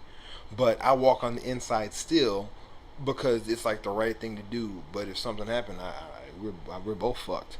But right. But yeah, you know what I mean. I mean, we're both fucked. But so but I mean, it's like little things, you know what I mean? Yeah. Like I really am a very independent individual, so I'm used to getting the door for myself. Okay. So it shocks me. Like, it catches me off guard when somebody does that, because it means you had to put forth effort, because I didn't slow down at the door. I wasn't waiting for you to go through it. You see what I'm saying? Define door. Like, door is in like going into a Walmart or whatever, or are you talking about like a door like your car door? Both, actually. I will never open your fucking car door for you. You can kiss my ass, lick my balls. I don't give a fuck. You could wrap your tongue around my anus hole. Like, I will never ever in life open your car door for you. Like, that is the most. I'm not walking around. Open your own fucking car door. And like, I'll open up a door to a restaurant. We can go to Kamagacho's. What is that? That Brazilian steakhouse. Kamagacho's. We can open the door. We can go to fucking Valero, and I'm going to open the door and let you walk in. And the 3 ladies and 2 men and that little baby girl who's 8 years old, I'll open the door for 10 and 15 seconds so everybody can go through. But I'm not walking to your fucking car door and opening that bitch. I'm gonna hit the buttons, gonna beep, beep, and once that bitch goes beep, beep, get in the car and I'm driving off. You got 15 seconds before I hit the motherfucking push to start and I'm driving off. Get in the fucking car. I mean, what do you think about that? Chivalry, Trevor, Wade Mack. I'm sorry, I keep on calling you Trevor. I know you something. Wade, what do you think about chivalry, man? Like with men and chivalry, how you feel about that? I mean, it's definitely not a thing that's dead. Are you chivalrous? And it's still, and the intentions behind chivalry are still the same as they were back in the day when people say it was more prevalent. You know, you're chivalrous because you want to impress someone or you want to take care of someone, and when you want to impress someone and when you want to take care of someone, you want to do certain things to that person. You know, so it's still the same intentions. It doesn't matter if it was back in 1920. Chivalry is still alive and kicking in 2018. But do you think it has the same intentions? Absolutely. Where it's like they're doing it because that's where their heart is at, or you think they're doing it for the intentions? I don't think you I can think say that. both. I think both. I mean, because you can be chivalrous to your mother. Of course. You can be chivalrous to your father. You're not trying to fuck your mom or your father. I know. That's what I'm talking about, the love, though. You know what I mean? Like, yeah, and then, you know, for your significant other that you do fuck, like you say, you can be chivalrous to them too, you know, but your intentions... Make love. Have sex. Make love. Your intentions is what they are. But the chivalry actions, people still do it. Yeah, I agree. I think they still do it to a certain extent, but I think it's more like, so I've known a woman and she was very adamant about, there's this guy I went on a date with and he fucking opened the door for me. Like, I don't know what the fuck to say. Like, every time we went out to somewhere, he opened the door for me. It meant so much to me. But then I'm like, man, what if he was raised like that? What if he knows nothing other than going to the passenger side door and opening it for you? Like, he's not doing that because he thinks you're special. He's doing that because he knows nothing different than doing that. So while you're over here thinking like he's just this greatest guy in the world and he's the guy you need to look forward to, and you think this is the guy that is the end all guy of all guys, and he's really just doing that shit because, like, nigga, that's all I do. And you're over here like, oh, I'm throwing the pussy. So you think he's opened the door for his homies too? No, but it's for a female. Like, it could be his sister. It could Go ahead, my nigga. I got you. It could be, I'm gonna tell you right now. Yeah, say nigga. If he's opened the door for her, he might maybe be opening the door for his mama. He for sure as shit ain't opened the door for his sister. But I'm saying he probably opened the door for his sister. He opens the door for any girl that has ever been in his car. But anyway, so she kind of looked at that, him opening the door, as like a really serious, like, oh, this guy is like the guy of all guys because he opened the door for her. And then I'm like, man, what if he opens the door for every female that gets into his car, whether it's a friend or a girl he's fucking, and you're over here pinning him on this pedestal, and he's like a dick, a rude dude. He'll fucking slap the shit out of you if you talk out of line, and you're thinking he's this great guy, and you fucked this guy. And what happened with this female? Like, he fucked over pretty bad, and she based his worth on him opening a fucking door. Like, the thing about the thing to me, and this is just a random thought, I could be completely wrong, but the thing to me, how do you judge a guy or a female is someone that does something out of their character? Like, if I'm a dude, I will never open the fucking car door for you, but if you ever catch me opening the car door for you every time you get in and get out of my fucking car, that means something. But if I'm someone that always opens the car door for you, and I do it for everybody else, then me doing it for you is just like a fucking just what you do. Like it's like breathing. It's just something I'm used to doing. So I mean, women base men and men base women on just general things, as opposed to looking at them as individual and figuring shit out. And then they get in these bullshit relationships, and all they're spending 8 and 9 years trying to make shit work that shouldn't work. But again, that's another conversation. Go ahead, say what you was about to say. Oh, I was just gonna say that yes. You know, I know some girls that do that, but that's just not enough by itself. Yeah. You know, you would have to. It would have to be a multitude of things. Like, if you open a door, oh, okay, he has good manners. But if you start doing other things that women would consider to be, chivalrous, or how about just mindfulness, Yeah. If you could be mindful, because I have met some very mindful individuals who we ended up being really good friends, didn't work out that way, Was his name but- Brad? Was he Brad? No. No, not Fuck Brad. Okay, my bad, Brad. Brad can go fuck himself. He That's what currently Brad is can That do. could be a T-shirt. Fuck Brad. Fuck Brad. I'd buy that shirt. We'll wear it proudly. But I mean, it would have to be a couple of things. Just the car door is not enough, That Yeah. doesn't mean to me that you are a chivalrous person. That doesn't mean that. Well- You just have good manners is what I'm going to take that as. Yeah. The way that you interact with like the waiter, Mm-hmm. that tells me more about who you really are. You know what I mean? Things like that. How That's you a good interact with telltale. other people. Yes. That's a good That's- tell. hmm So things like that would let me know. If I see that you see a little kid that's struggling with something and you go and you do something kind, I'm going to note that. You know what I mean? Yeah. If you're just kind of like laughing at every person that you see that's struggling, then, I'm probably going to go to the bathroom and never come back. No, that's good. I mean, you're ahead of the game. I personally think that's kind of how it is. I mean, people take some of the most randomest shit and make it more than what it is. And it's like, man, like this dude, like you got to look at everybody as an individual. So I mean, back to the initial, are all men dicks, so to speak, or all men trash? I don't think all men are trash individually. You got the Brads, and then you have the fucking Mavericks and the Waves.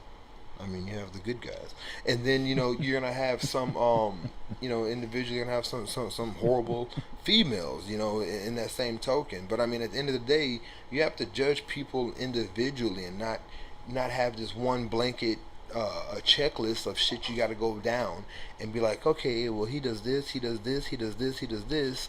Oh, this person's perfect, and then this other guy is trash, and so you got to figure shit out.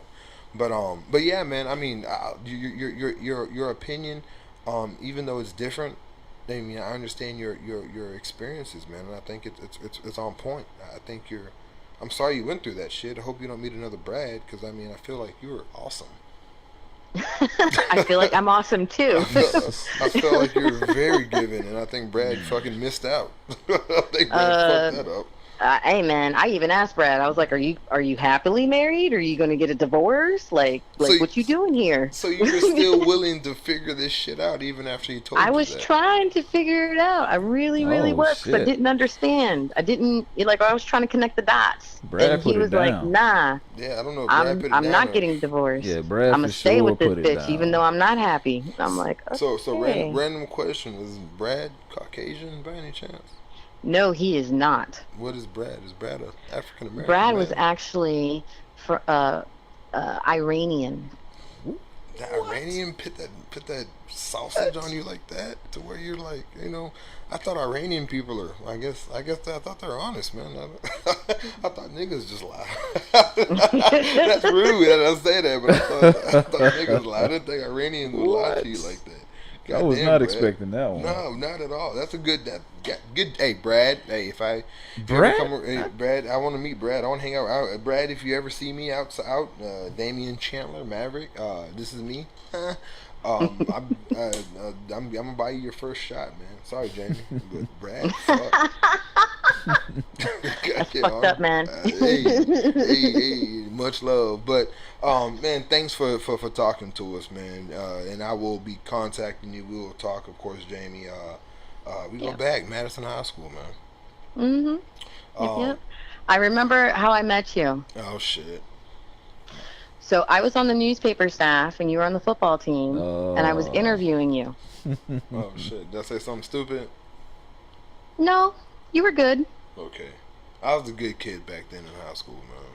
You were okay. Well, I was an athlete too, so we heard all kinds of stories. No, well, I'm glad that you didn't hear that. I had a girlfriend in high school. I was dating LaQuanda Stewart. That was like my chick. I was pretty good to her. I mean, I was good to her. She was my first. What? Did I just say that online? You did. Oh shit! Yeah, I was a high schooler. I was like fucking 16 when I was old, man.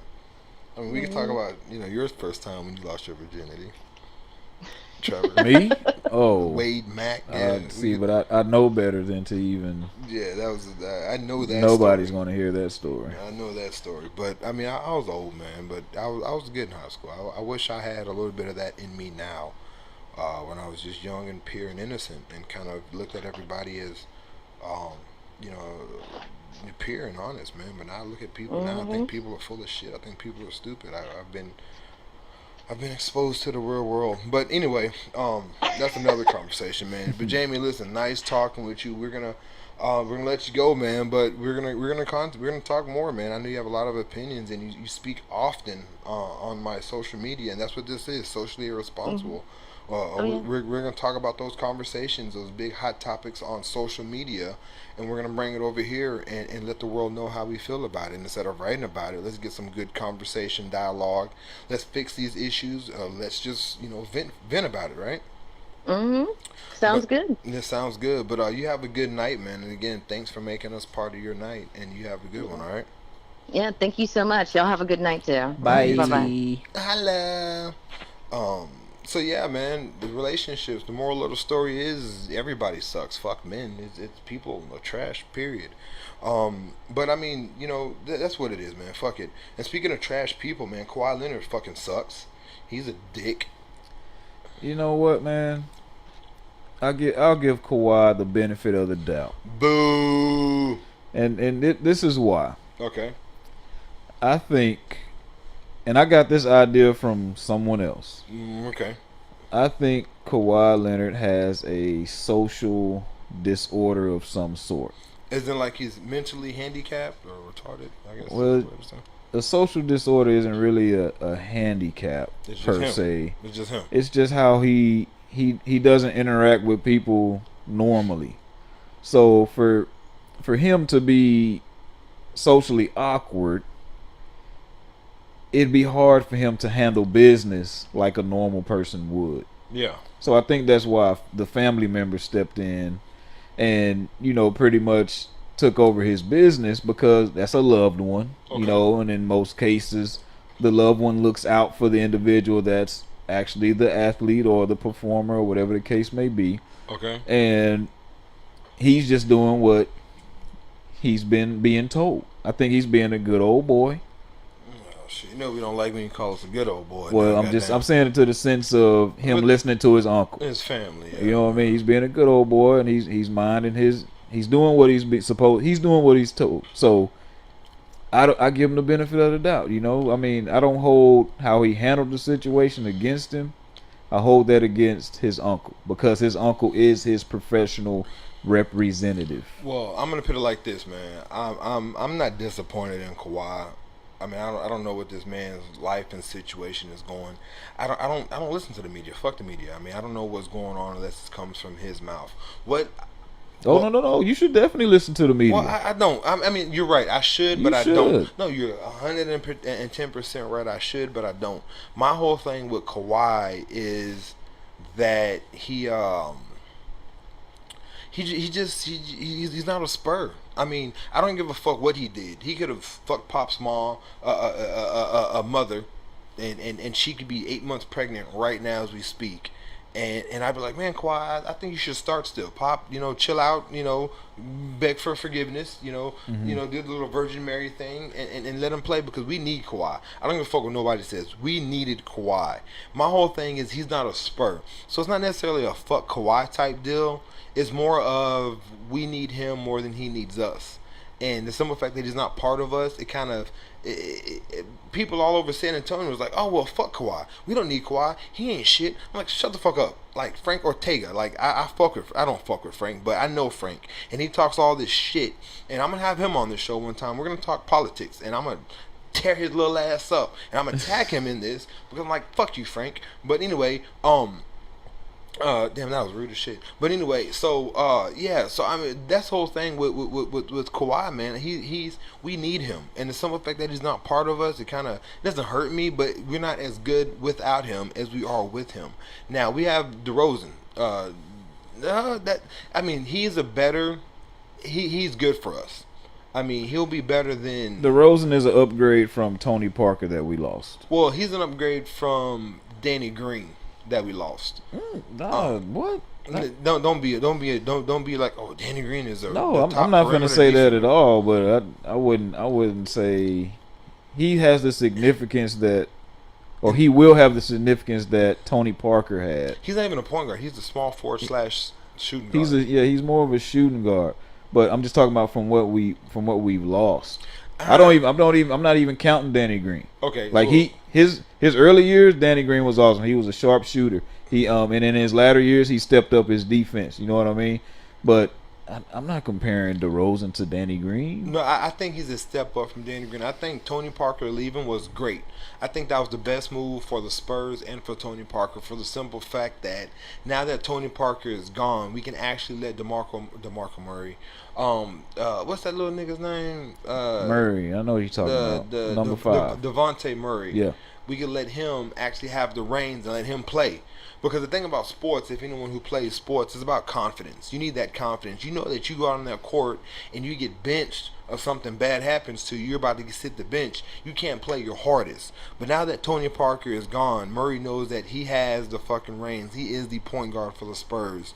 So you can go out there and do good and do bad and learn and be that guy. So that's good for the Spurs because now we have that guy.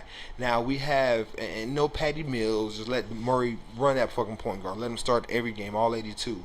Now when we have, DeRozan, he's going to come in, he's going to do some, in this system, he should do big things because he's not asked to take over and he's not asked to be a leader like he was with Toronto, which we figured out he couldn't do because, he's gotten benched, which I thought was just the fourth quarter, but he got benched damn near the whole second half in the playoffs. Mm-hmm. So, he's coming in to San Antonio and now he has some juice because now he's just backing up. Basically, he's the second man behind LA, and then he could just come in and be a big piece to fit into the puzzle, so to speak.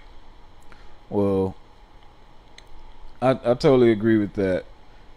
I'm glad about the trade. The trade was good, but I'm not glad focused about on the trade. It worked. I mean, we had to get something. Yeah, we were about to get nothing. True. For Kawhi, you have to get something. The optimal choice would have been trading with LA, but look, they're not stupid, man. They're not gonna give us Kuzma and Ingram for Kawhi, which in our eyes that's a deal. But LA, they're looking forward to their future, and that consists of those two guys. Yeah. So for that trade to happen, it was nice to talk about it, but we all knew that wasn't going to happen. But for what we got, I forget the other guys. I'm more interested that center in the center. Oh, that center, like fuck DeRozan. Like that center is going to be good. So my starting lineup would be that center. And have LA at 4, have DeRozan at 3. We need to bring on a 2 guard and let Murray play point guard. And if not, we could put Bellinelli at 2 guard. See, Bellinelli started at fucking Philadelphia and was killing. He didn't start 'cause I think he was behind. He was Redick. off the bench. Yeah, he was behind Redick, I believe.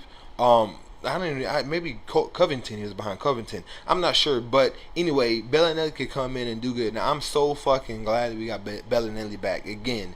If anybody followed me on social media, they'll know how much I despise Danny Green as a Spur. As a person, he's probably a good person. He's probably a great guy, but Albert. This guy named Albert Leva, I can't say his last name, but he said that. So now that Danny Green is gone, who's gonna host the high school parties in the city? Is that a real? He was kidding, right? I don't know. I think that could not be a real concern. But I don't know, but it's funny because that was Danny. He was at all the young parties, fucking with the little young chicks or whatever. I don't know, but anyway, the point of the matter is that getting rid of Danny Green and we got Bellinelli, and then now we have DeRozan, and then we have that center. Y'all need to look up some highlights on that center. That center is dope. He's gonna be a nice fit for us. And then we have Bertans, he signed back. We have Patty Mills, Patty Mills is never a starter. He's a guy that comes off the bench that could fucking kill. But if you ask Patty Mills to play 30-plus minutes, he can't do it. He can't. And then we have Ginobili still coming off the bench. And then we have Ginobili, Patty Mills, Bertans. And don't forget about the rookie, man. I think the rookie is going to be... Lonnie, I don't think Lonnie's going to be a big participant. Pop doesn't really play the rookies. I think... With what has happened with the roster this year, I don't think so. Lonnie is going to be expected to step up and coming off the bench, a role coming off the bench. I really think so. Did you watch him in the summer league? Yes, against other D leaguers. I saw him. He was great. Okay, but he definitely surpassed. He was nice. And this isn't only my opinion. Yeah. These are other analysts' opinion. He was the most exciting player to watch in the summer league this year. Well, like I said, we know the Spurs can pick draft picks, and they know what they're doing when they pick talent. They can find talent from fucking Ukraine. You know what I mean? We understand that. But the thing about Lonnie, the thing is, it's not Lonnie's issue. It's Popovich. So the thing about Pop, I'll be the first to say Popovich cost us as great of a coach as Popovich has ever been to the Spurs. You know, I think Popovich has also cost us 2 rings. You know, the fucking Miami Heat ring when he benched everybody in the fourth quarter and they came back. Ray Allen hit that shot, went to the game 7 with no fucking momentum.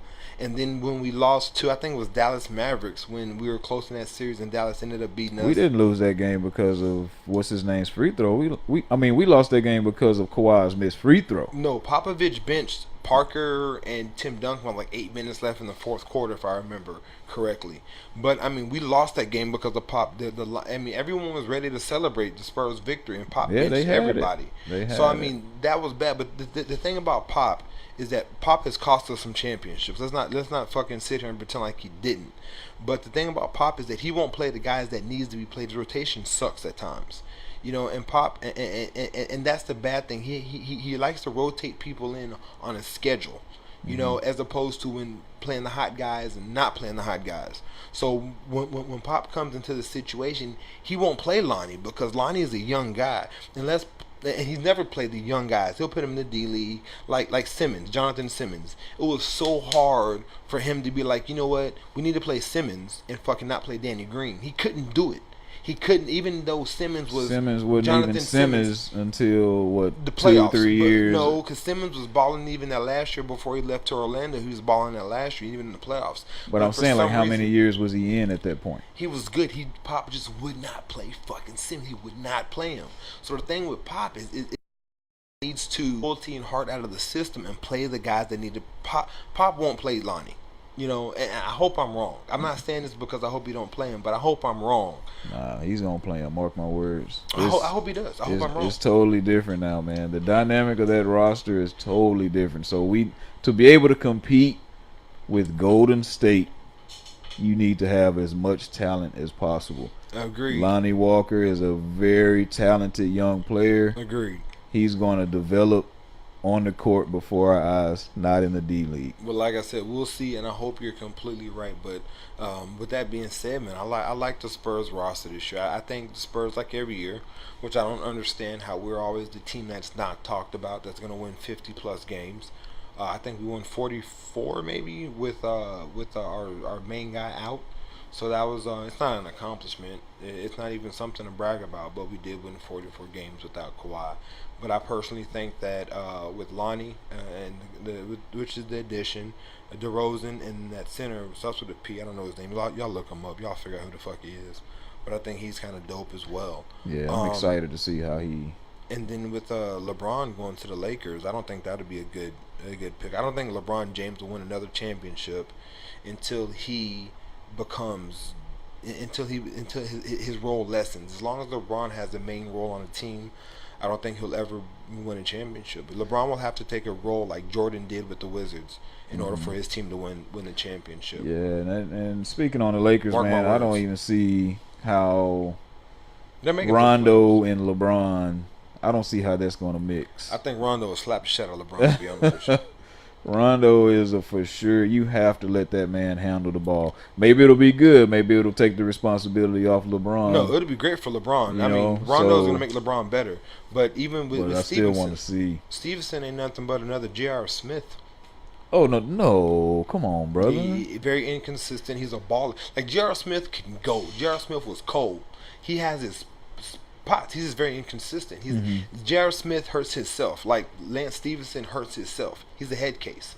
I fuck with Lance. I think Lance Stevenson is way better than J.R. Smith. But again, J.R. Smith, Just like Lance Stevenson, they hurt themselves. Mm-hmm. So I mean, like we'll see. Like NBA is I think the league is watered down. I think shit with all these everyone's teaming up with people. I think that shit's kind of weak as shit. But I think this year, from a competitor standpoint, yeah, that's weak. But from a spectator standpoint, I think the still NBA is winning over all sports right now. Coming from and that the reason why the NBA is winning is because the overall upfront, not knowing what's gonna happen. But say for instance, you have what do you call it? You have people coming in the league. You don't know what's gonna happen. You know what I mean? So it's kind of like, oh, what's gonna happen? Who's gonna do that? That's why it's exciting. But we know what's gonna happen. It's like not knowing how the ending is. I'm waiting for the NFL because the NFL is more of an even playing ground. So you don't know who is gonna win. Yeah, you never know with the NFL. But That's as long cool. as Goodell is running the show, man, the NFL is still going to plummet, man. Y'all motherfuckers better not stand up for the motherfucking pledge. At least take a knee. I don't know. Do what the fuck you want to do. I don't care. They did that temporary ban on the rule now, so yeah, that's just all over. They're the going place. to talk about it. I think they said that some the Miami Dolphins document was released saying that the Miami Dolphins are going to fine or leak or whatever. But anyway, man, that's the show, man. I mean, we could talk about sports all fucking night, and we probably will one day, but it's probably been 2 hours on this motherfucking mic, and I appreciate everybody who has been listening. This is the first motherfucking show of Socially Irresponsible. We got a lot of fucking feed. Man, that music segment by fucking Flu, what you think about that? Hey, Flu, man, he definitely gained a fan in me tonight. That the acapella, me being a hip hop, I'm not a hip hop head, but I understand the art and the craft of it. That acapella was phenomenal. Remember we used to fucking try to rap and freestyle. Nowhere near that.